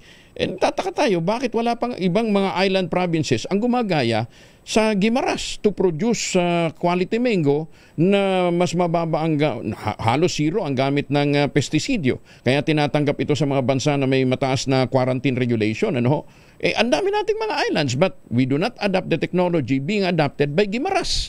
Diba? Doon ho, babalik. Pangalawa, mataas ng appreciation natin sa STEM program, pero hanggang ngayon wala tayong formal program on instrumentation engineering. Diba? Instrumentation technology. Kaya mukhang Anched, kinakailangan din repasuhin yung mga programa natin at yung mga ino-offer nating mga courses. Sir Mike, last question. Nakikita ho ba ninyo na masusustain ito towards the end of the BBM administration? And what has to be done? Opo, kasi yun po talaga yung role ng pamahalaan, no? Yung to create a more conducive environment para lalong lumago ang negosyo, mga investments, trabaho, yung mga oportunidad na binanggit po ninyo, no? Lalo na yung teknolohiya, no? Yung paggamit ng best technologies from all over the world, no? Yan, nandun po yung trabaho ng ayun po yung role ng pamahalaan, no? Yung lahat ng mga polisiya na yon, it starts of course with the national government and also through the LGU level, kasi sila po yung nandun sa mga komunidad, sa grassroots, no? Sila po yung nakatutok araw-araw, sila yung tutulong sa pag-attract ng maraming investors, yung mga infrastructure projects, kasi na-devolve na po yung funding, pati yung mas marami na pong pondo available, kasi karamihan po before national government, yung mga big infrastructure projects, now it runs across different localities. So mas malaki na rin po yung role nila, no? At yes, agrikultura, yung adapting the best technologies, no? So ngayon po, in the next 3 years, no? Yung mga polisiya na yon, yung iba-ibang klaseng economic reform measures, fiscal reform measures, even tax reform measures, at iba pa pong magpapa-improve ng ating society, lipunan ng ating bansa. Ayan, lalo na yung magre-require ng mga legislation, dadaan po yan sa lawmakers, sa lower house, sa Senate. Halimbawa po, yung itong mga bago mag-eleksyon, yung create more. Kasi yan ang layunin niya, mag-attract ng maraming investments, maging mas competitive tayo. Kasi syempre, competition natin, Vietnam, no? Yung ease of doing business, reducing the cost of doing business, and mga incentives po yun, no? To make it more palatable and attractive kasi ang objective po ng mga foreign investors ay kumita din, no? Kasi mamimili po yan, no? So of course, amid these economic challenges, dahil mataas po yung import tariff ngayon na sineset ng US, no? May mga reciprocal tariff and other protectionist measures sa US. So yun, lahat po yun nag-combine, no? It may open also some risks and also some opportunities. Kaya yun po yung mga polisiya na yun, mga free trade agreements, dumadaan din po yan sa lawmakers, no? Yung itong balance po, yung next 3 years, no? Yung second half of the administration. So it's very important na nandun po yung suporta para mapabilis yung mas maraming reform measures. At yun po, yung to make it more, yung mga polisiya po na yun, eventually, halimbawa, in recent years, ano pa po yung mga examples kundo sa create more, na nag-improve ng incentive environment to attract more investors. Halimbawa, ultimo po yung mga libreng education, yung tertiary education, no? In recent years, no? Libre na po mag-aral yung mga ating mga mamamayan sa state colleges and universities. So mga intervention measures po, lahat ng yun, no? Pati, halimbawa, yung mga related sa universal healthcare. At tapos yung iba po, like yung create, yung iba pong reform measure niya, pending for the past 20 to 30 years. At yun po yung talagang, and dapat also, tutukan. Yung pag-manage ng utang, ng budget deficit, no? Para ma-improve yung tax collection, ma-improve din po yung government spending, mga fiscal reform measure, like yung right sizing of the government to further digitize the processes sa pamahalaan at ma-improve yung productivity, mapababa yung cost, more disciplined spending. Yun po, yung mga polisiya na yun na dadaan sa Kongreso that would require legislative approval, yun po kasi yung importante po doon, after these elections, yung level of support, no? Ito, sometimes it goes beyond party lines, no? It's really advocacies eventually ng yung mga prinsipyo na makakatulong talaga sa further economic growth and development, and yung mga mas inclusive din po, mas maraming tao na aangat sa kahirapan tulad po ng mga binanggit natin kanina na mga polisiya. So yun po yung importante for the next 3 years po. Sir Mike, thank you for joining us. Maraming salamat, and sana nga yung mga insights na yan tumatago sa puso at isipan ng ating mga bagong halal na mga politiko. Thank you for joining us. Magandang umaga po. Maraming salamat po, Angelo, at sa inyo po mga taga-subaybay. Magandang umaga po. Magandang umaga. Si Michael Ricaport, Chief Economist po ng RCBC. Ayan, Pero sa totoo lang, ang dami talaga mga opportunities na naghihintay ho sa atin. It's just that kulang ba tayo ng teknolohiya? Kulang ba ng investment? Daming pera Di ba? Ang dami nating inuutang. Yun nga lang, dapat siguro talaga ibuhos natin yan sa tamang investment. And di ba ngayon, isa sa mga mainit na usapin, sino ba talagang nag-author ng pre-education law? Sabi ni Senator Bam, salamat doon sa mga naniwala. Kaya lang sabi naman, di ba, hindi naman siya principal author niyan. Ang totoong author niyan, si Ralph Recto. Di ba? Kasi siyang una nag-file niyan. Regardless kung sino nag-file niyan, ang importante pinakikinabangan ngayon ng taong bayan. Magandang umaga, Pilipinas! Ay, susme. Sige, tigilan na ho natin ang pamumulitika dahil ang dami ho nating dapat gawin ho talaga. At alam ba ninyo na doon sa bigayan ho ng ayuda, may nadisgrasya sa Zamboanga, ha? Nagkaroon ng stampede. May mga namatay. Ito hindi lumabas sa mga balita. Si Adelardo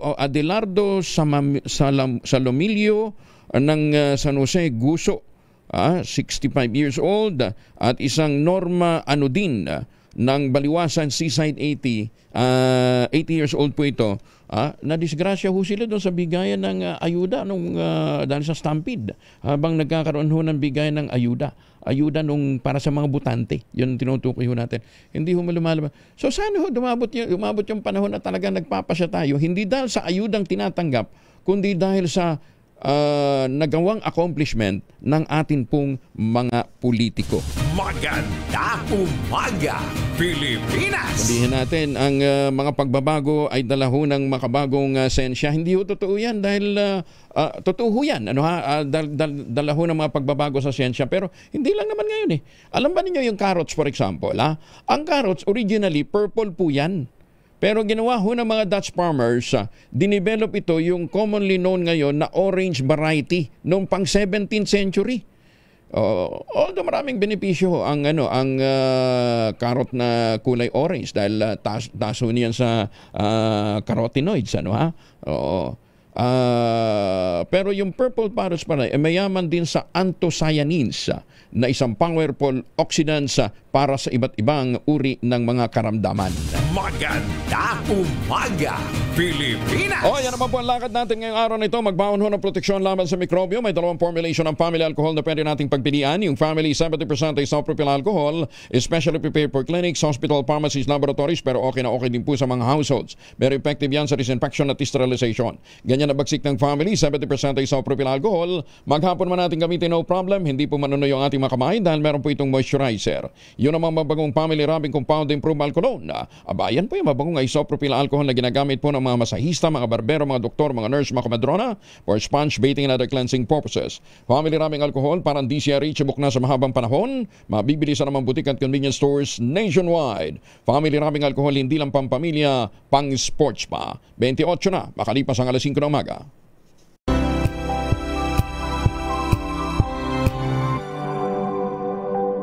Wow, ang saya.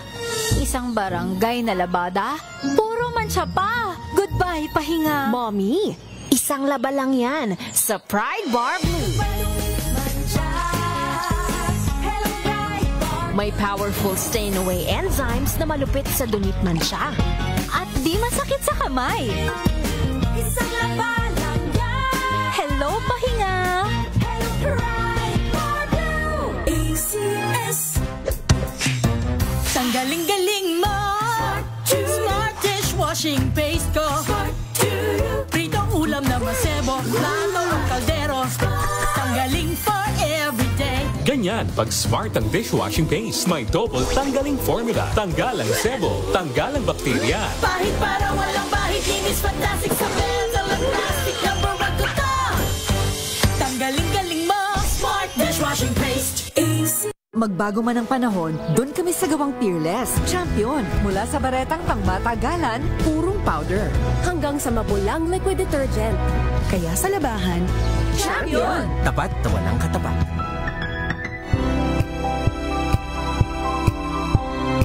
Magbago man ang panahon, doon kami sa gawang Peerless. Champion, mula sa baretang pangmatagalan, purong powder. Hanggang sa mabulang liquid detergent. Kaya sa labahan, Champion! Tapat na walang katapat.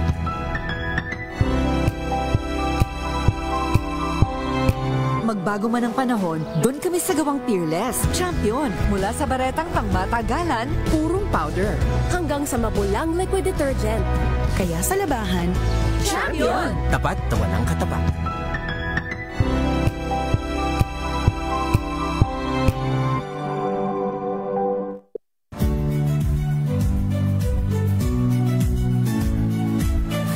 Magandang araw mga kaibigan. Ito po ang inyong balerina ng bayan, si Lisa Makuha Elizalde, na nag-aanyaya sa inyong samahan kami at ang aming mga espesyal na panauhin para sa kalahating oras ng masayang kwentuhan sa aming programang Art to Art, kung saan ang usapang sining at kultura ay para sa lahat.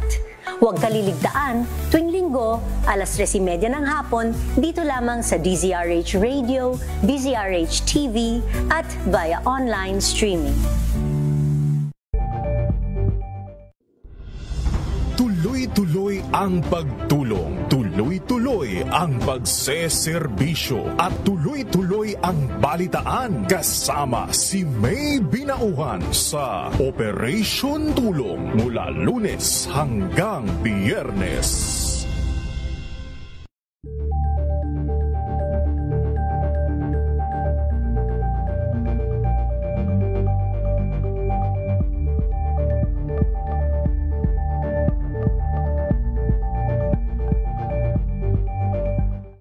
Maagang balitaan, maagang usapan sa mga issue at balita kasama si Kuya Angelo Palmones sa Magandang Umaga Pilipinas mula Lunes hanggang Biyernes.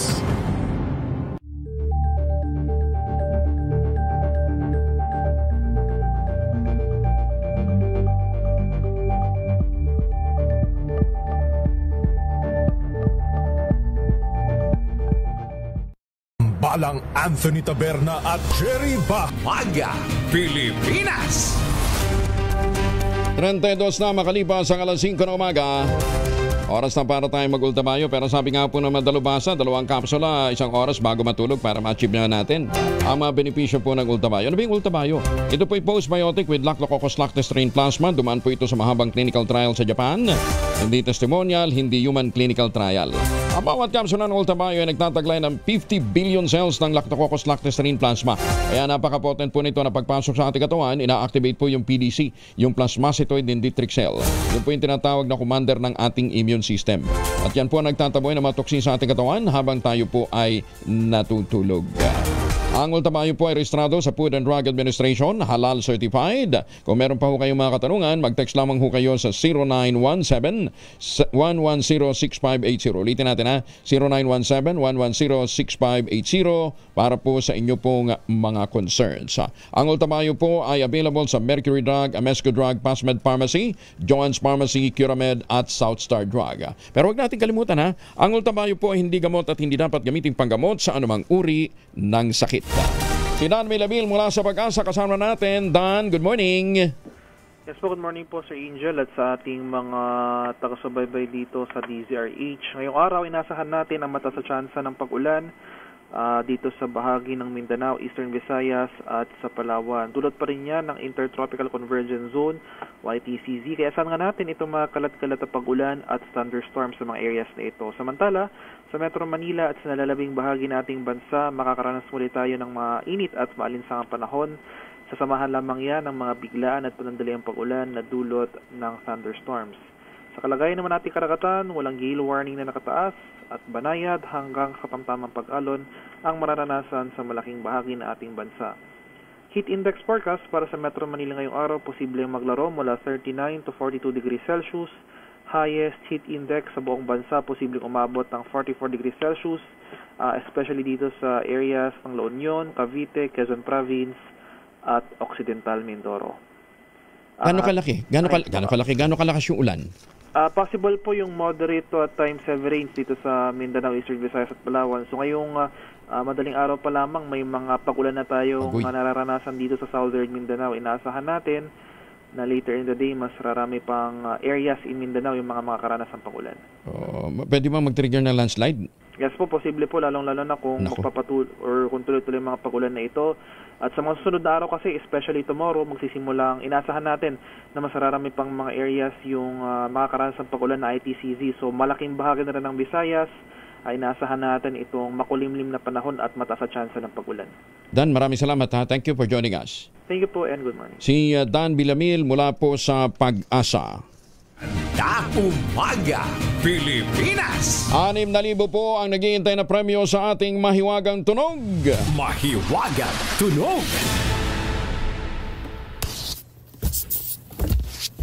Ayan, ha? Ang mahiwagang tunog natin ay sasagutin nyo sa pamamagitan ng 0919-282-6485. Sundin ang tamang format ng pagte-text, empty space, name slash, other slash, contact number slash, at ang inyong sagot. Isang beses lamang po maaaring mag-text sa ating text line gamit ang inyong mobile number. At sa mga sasagot online, kinakailangan meron po kayong sharer badge. Yan po ang ating mahiwagang tunog. Sagutin nyo habang kayo po ay naliligo. Isipin lang habang naliligo gamit ang Shield Bath Soap. Maganda umaga, Pilipinas! May hiwaga nga ba sa clustered precinct ng Lamisahan, Zamboanga at sa isa pang lugar sa Dumaguete? Kasama na natin si Chairman George Garcia ng Commission on Elections. Good morning, Chairman. Magandang umaga po, Sir Angel, sa mga kababayan natin. Magandang umaga po. Oo. Paki-elaborate nga, Chairman. Ano yung programming-related discrepancy? Wala pong ganun, Sir Angel. Ang nangyari lang po doon nung gabi, nung May 12, dahil sa yung mismong mali lang yung pagkaka-label, yung sinasabi kasi nila, bakit daw ang number of voters who actually voted ay mas maliit kaysa doon sa number of valid votes cast, sinasabi nila. Nagkaroon po ng maling labeling lang po yon. Kung napansin po nila, kahit po yung mismo mga nasa presinto, ang number of valid votes cast ay kasing tugma ng number of voters who actually voted. Yun po yung tama doon. Ang sinasabi po nila na ibang item na naandun, pagka po na ay hulog kasi yung balota, Sir Angel, ilang beses bang pinasok yung balota? Halimbawa, nung unang pasok, hindi kagad tinanggap, na-reject. So isa na yon. Pangalawang pasok, tinanggap. Pangalawang pasok, tinanggap na. So yung isang tao, ang na-record sa kanya, 2. So kung ang nakaboto, Sir Angel, ay 10, pagkatapos yung 10 yun nung nag-try ay merong 5 doon, may 5 doon na 2 beses na itry. So 15 po ang pumasok, na 15 ang pwedeng pagpasok.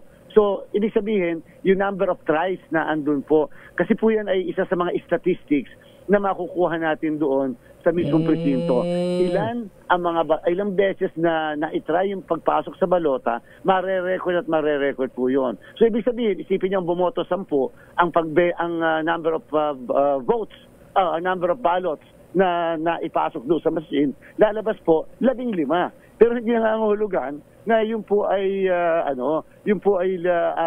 sumobra doon sa bilang ng mga botante na bumoto, dahil po isa yon sa mga kinakailangang statistics o data na makikita sa ating mga makina. Okay. So, how do we term it? Hindi siya programming-related discrepancy. It's more of labeling. Hindi po. Hindi po. Labeling po ang tawag doon. Labeling po.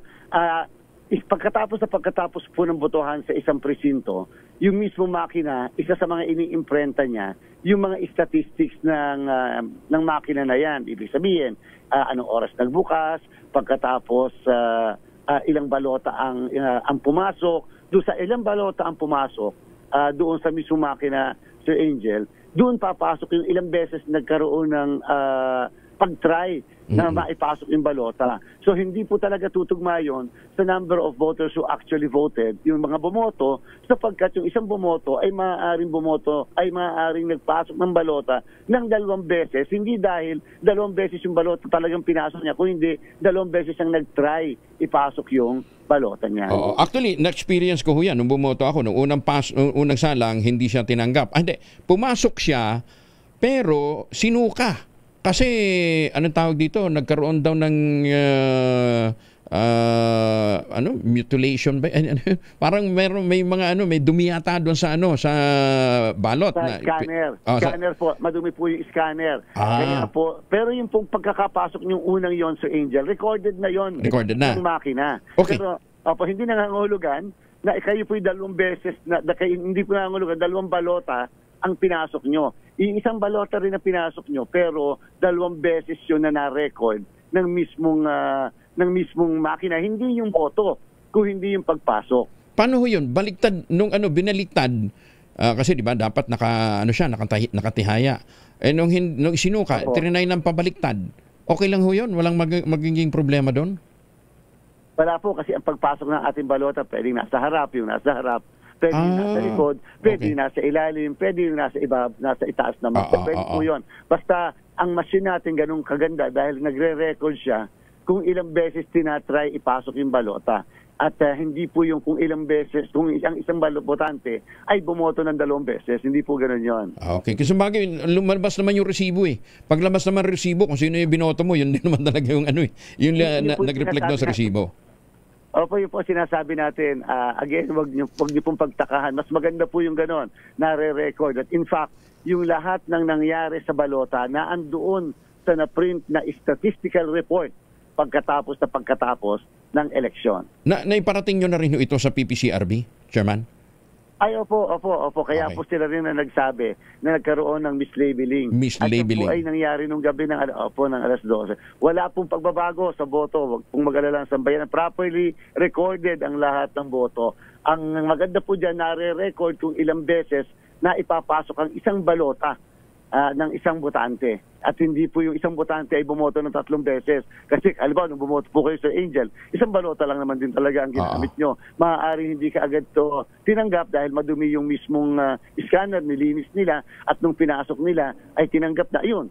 Si Sir Angel Palmones, isang beses bumoto, pero 2 beses kasi niyang tinry. Kaya yun ang mare-record doon sa mismong makina. Pero hindi 2 beses ka-count yung mismong balota po ninyo. Dahil makikita naman sa resibo. Tapos na ho yung manual audit natin, Chairman? Ay, ongoing po yan. Ongoing pa lang. Okay. Yan po ay inaabot kalimitan ng 45 days. Dahil po madami po yung nag-manual audit, mahigit 700. At in fact, ang nagma-manual audit po, mahigit na 500 tao naman. Tauhan po ito ng DepEd, kasama po ang Philippine Institute of Certified Public Accountants, kasama po ang Philippine Statistics Authority, NAMFREL, PPCRB, Lente, na andun po sila sa isang hotel at doon po nagkoconduct ng random manual audit. Will it in any way affect ito pong magiging ongoing count natin? Actually, patapos na bukas nga yata, may proclamation na kayo eh.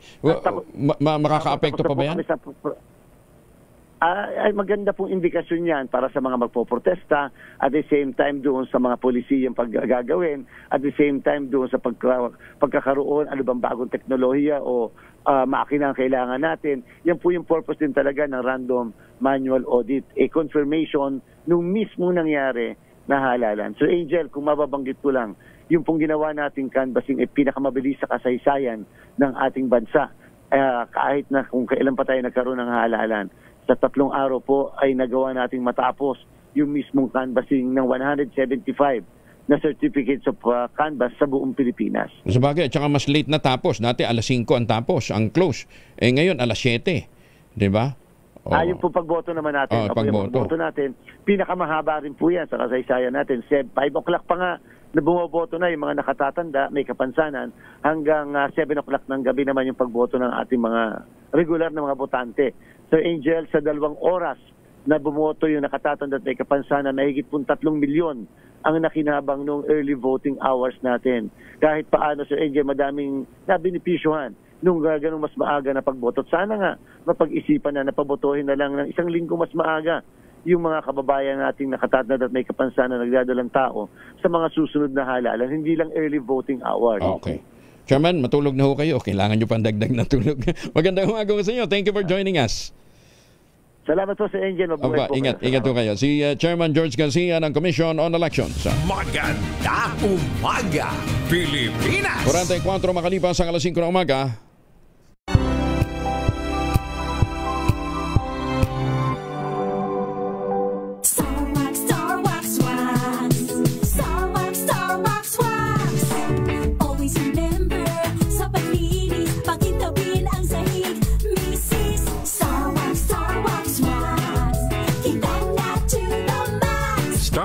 Ang number 1 floor wax. May waterproof formula. Buhusan man ang tubig, balikin tabang sahig. Star Wax Wax. Kintab na to the max, max.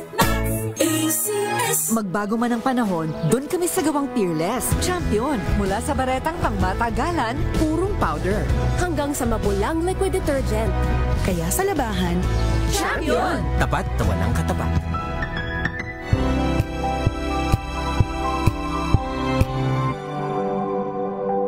Magbago man ang panahon, doon kami sa gawang Peerless. Champion! Mula sa baretang pangmatagalan, purong powder. Hanggang sa mapulang liquid detergent. Kaya sa labahan, Champion! Tapat na walang katapat.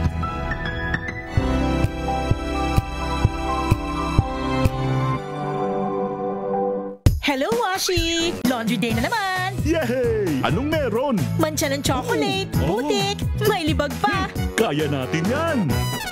With Pride Washing Machine Detergent, may triple stain-away formula. Tanggal ang makapit, madikit, at madupit na dumit mancha. Kaya easy-easy ang labada. Mula noon hanggang ngayon. All you need is pride. All you need is pride. ACS. Ka-Bloom!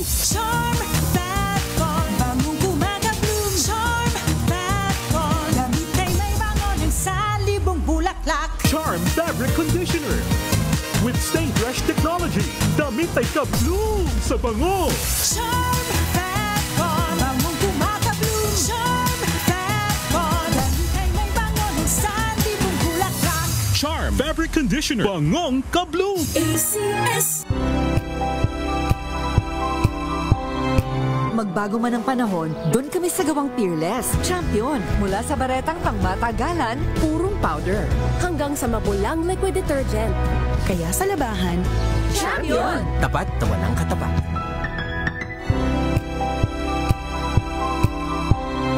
Magbago man ang panahon, doon kami sa gawang Peerless. Champion! Mula sa baretang pangmatagalan, purong powder. Hanggang sa mapulang liquid detergent. Kaya sa labahan, Champion! Tapat na walang katapat.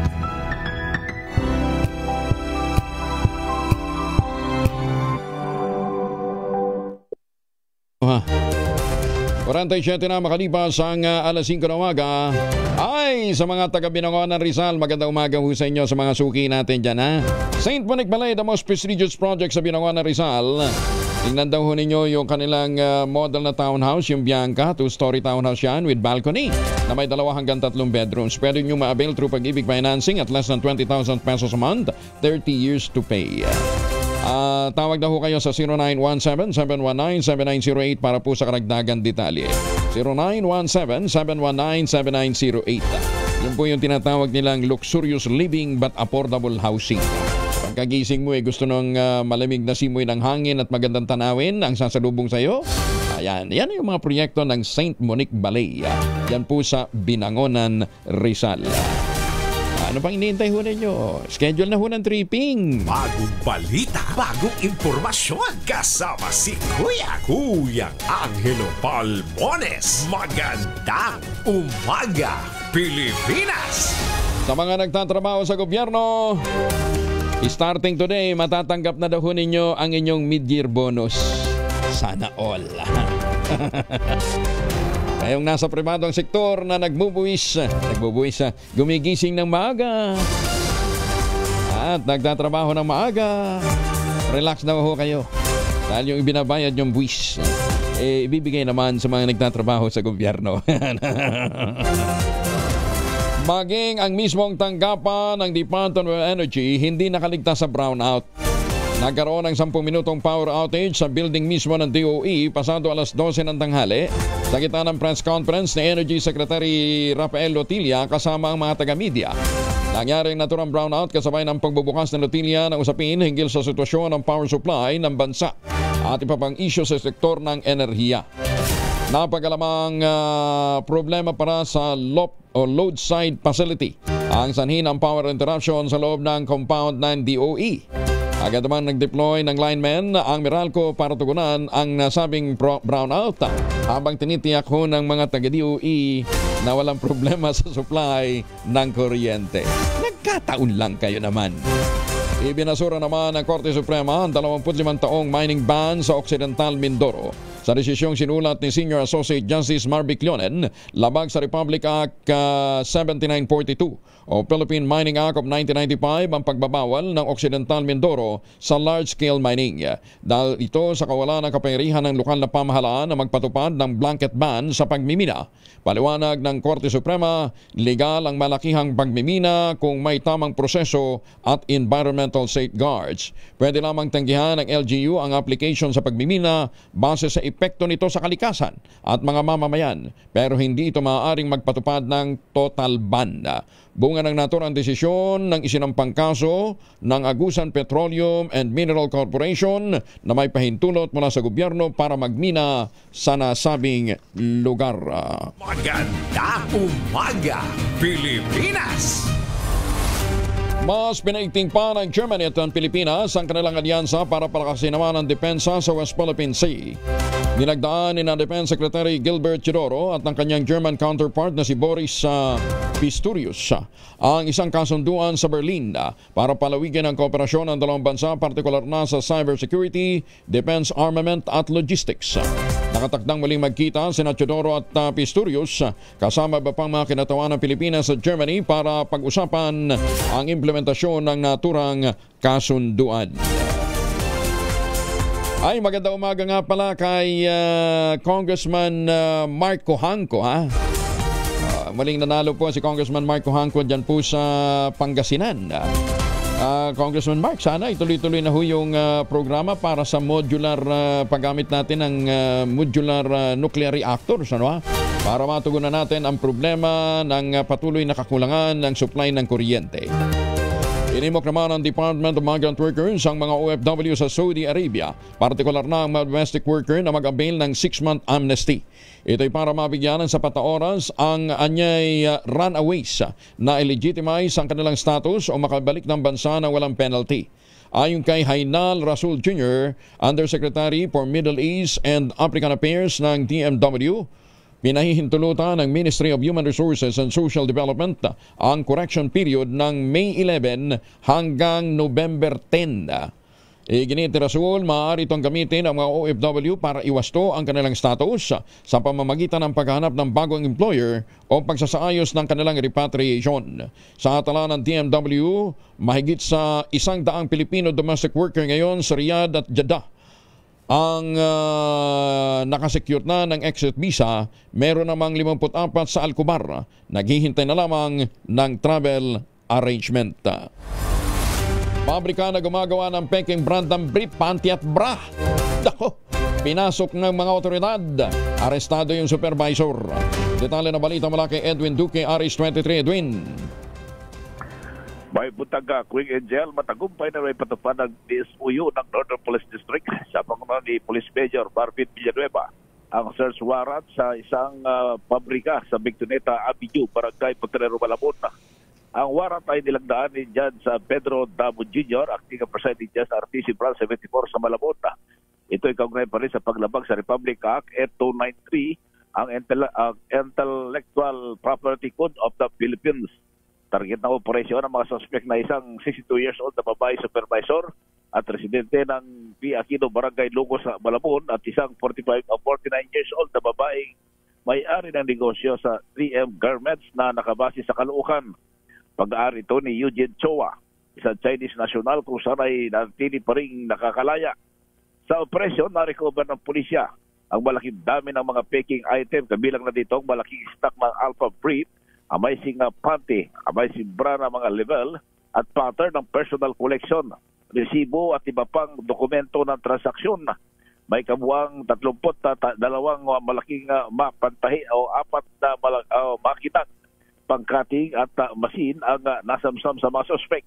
Ayon sa opisyal ng DSUU, ang mga ito ay pinanginalang bahagi pa rin ng isang illegal na operasyon na kinakasangkutan ng paggawa ng mga peking produkto. RH23, Edwin Duque nagulat sa DSRH, una sa Pilipinas, una sa Pilipino. Maraming salamat, Edwin Duque. O hindi ko naman sinabing hindi nagbabayad ng tax ang mga nasa gobyerno. Ang sinasabi ko lang, yun nasa private sector, ang bayad namin sa tax, yun yung pinagsisweldo ng mga nagtatrabaho sa gobyerno. Ayun, Samantala, pagtatayo ng nakatiwangwang na 75 million peso multipurpose building sa Carlos Arbet High School, itutuloy ni incoming Quezon City Port District Congressman Bong Suntay. Yan ay babalita sa atin ni Bal Gonzales sa Rich May Bal. Good morning.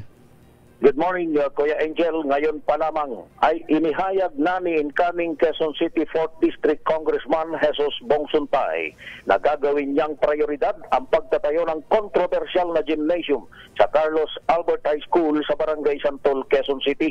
Ayon kay Atty. Suntay, dapat ay mayroong magamit na gym ang mga estudyante, kaya tinitiyak nito na may pagpapatuloy ang pagtatayo ng multi-purpose hall na ito, pero sa mas mababa at makatwirang budget. Ang gym na ito ay naging malaking usapin nitong nakalipas na eleksyon sa Quezon City dahil sa 75 million pesos nang nailalabas na pondo, ngunit poste pa lamang ang naitatayo sa nakalipas na ilang taon. Meron siya mga naiwang proyekto na nakabinbin, kagaya nung gymnasium sa Carlos Albert na poste lang ang nakatayo hanggang ngayon. Kawawa naman yung mga estudyante. Gusto kong ma-prioritize to, mapatapos ko habang at as soon as possible time para may magamit ng mga estudyante. Pero ipilitin natin na matapos yan sa lalong madaling panahon and at a cost na hindi naman ganun kamahal. Parang masyadong mahal yung budget na nilaan niya para dyan. So we will try to bring down the cost and just provide a good, usable gymnasium and auditorium for the students.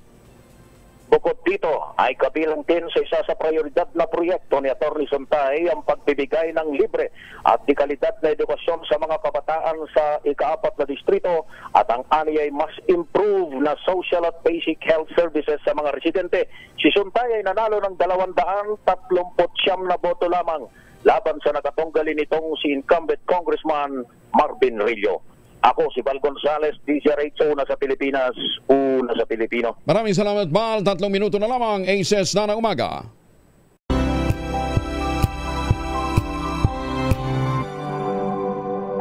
Tinesting, sinuri, siniyasan. Ang resulta, super effective ang Shield sa pagpatay ng bakterya at virus. Shield Antibacterial Soap. Believe ang mga eksperto sa Philippine Nurses Association. At si Mami, Iwala ako sa Shield. Shield Antibacterial Soap. Napatunayang mabisa. Ang mga nurse, tiwala. Magbago man ang panahon, doon kami sa gawang Peerless. Champion. Mula sa baretang pangmatagalan, purong powder. Hanggang sa mabulang liquid detergent. Kaya sa labahan, Champion! Tapat, tawan ang katapat.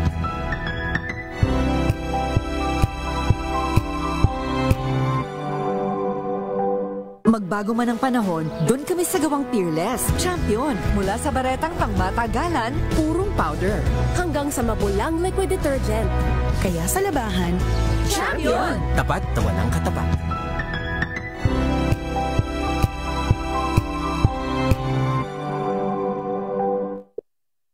Umaga, Pilipinas!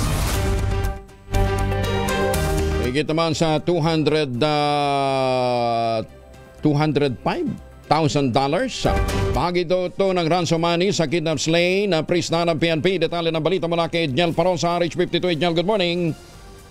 Kuya Angel, naipapris na ng anti-cybercrime group ang bahagi ng ransom money na hinihinalang ginamit sa pagdukot at pagpatay sa isang Chinoy businessman kamakailan. Ibinalita ni PNP spokesperson, Police Brigadier General Jean Fajardo, na naharang ng ACG ang pag-transfer ng higit sa $205,000 na nai-transfer o nai-convert sa cryptocurrency. Galing umano ito sa na-trace sa 2 account kung saan ipinasa ng pera o tinasa itong perang ipinasok sa pamamagitan ng casino junket operators na Nine Dynasty at White Horse Club. 6 na casino na rin umano sa bansa ang nagpasara ng kanilang junket operation. Makaraang matukoy na sangkot ng mga ito sa malaking kidnap slay case. Unang lumabas sa mga ulap at 200 million pesos ang kabuang halaga ng ginamit na ransom money. Ito si Edniel Parrosa, nag-uulat para sa DZRH. Una sa Pilipinas, una sa Pilipino.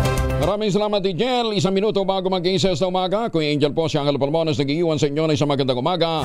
Maraming salamat sa walang sawang pagsubaybay, pakikinig at pagtitiwala.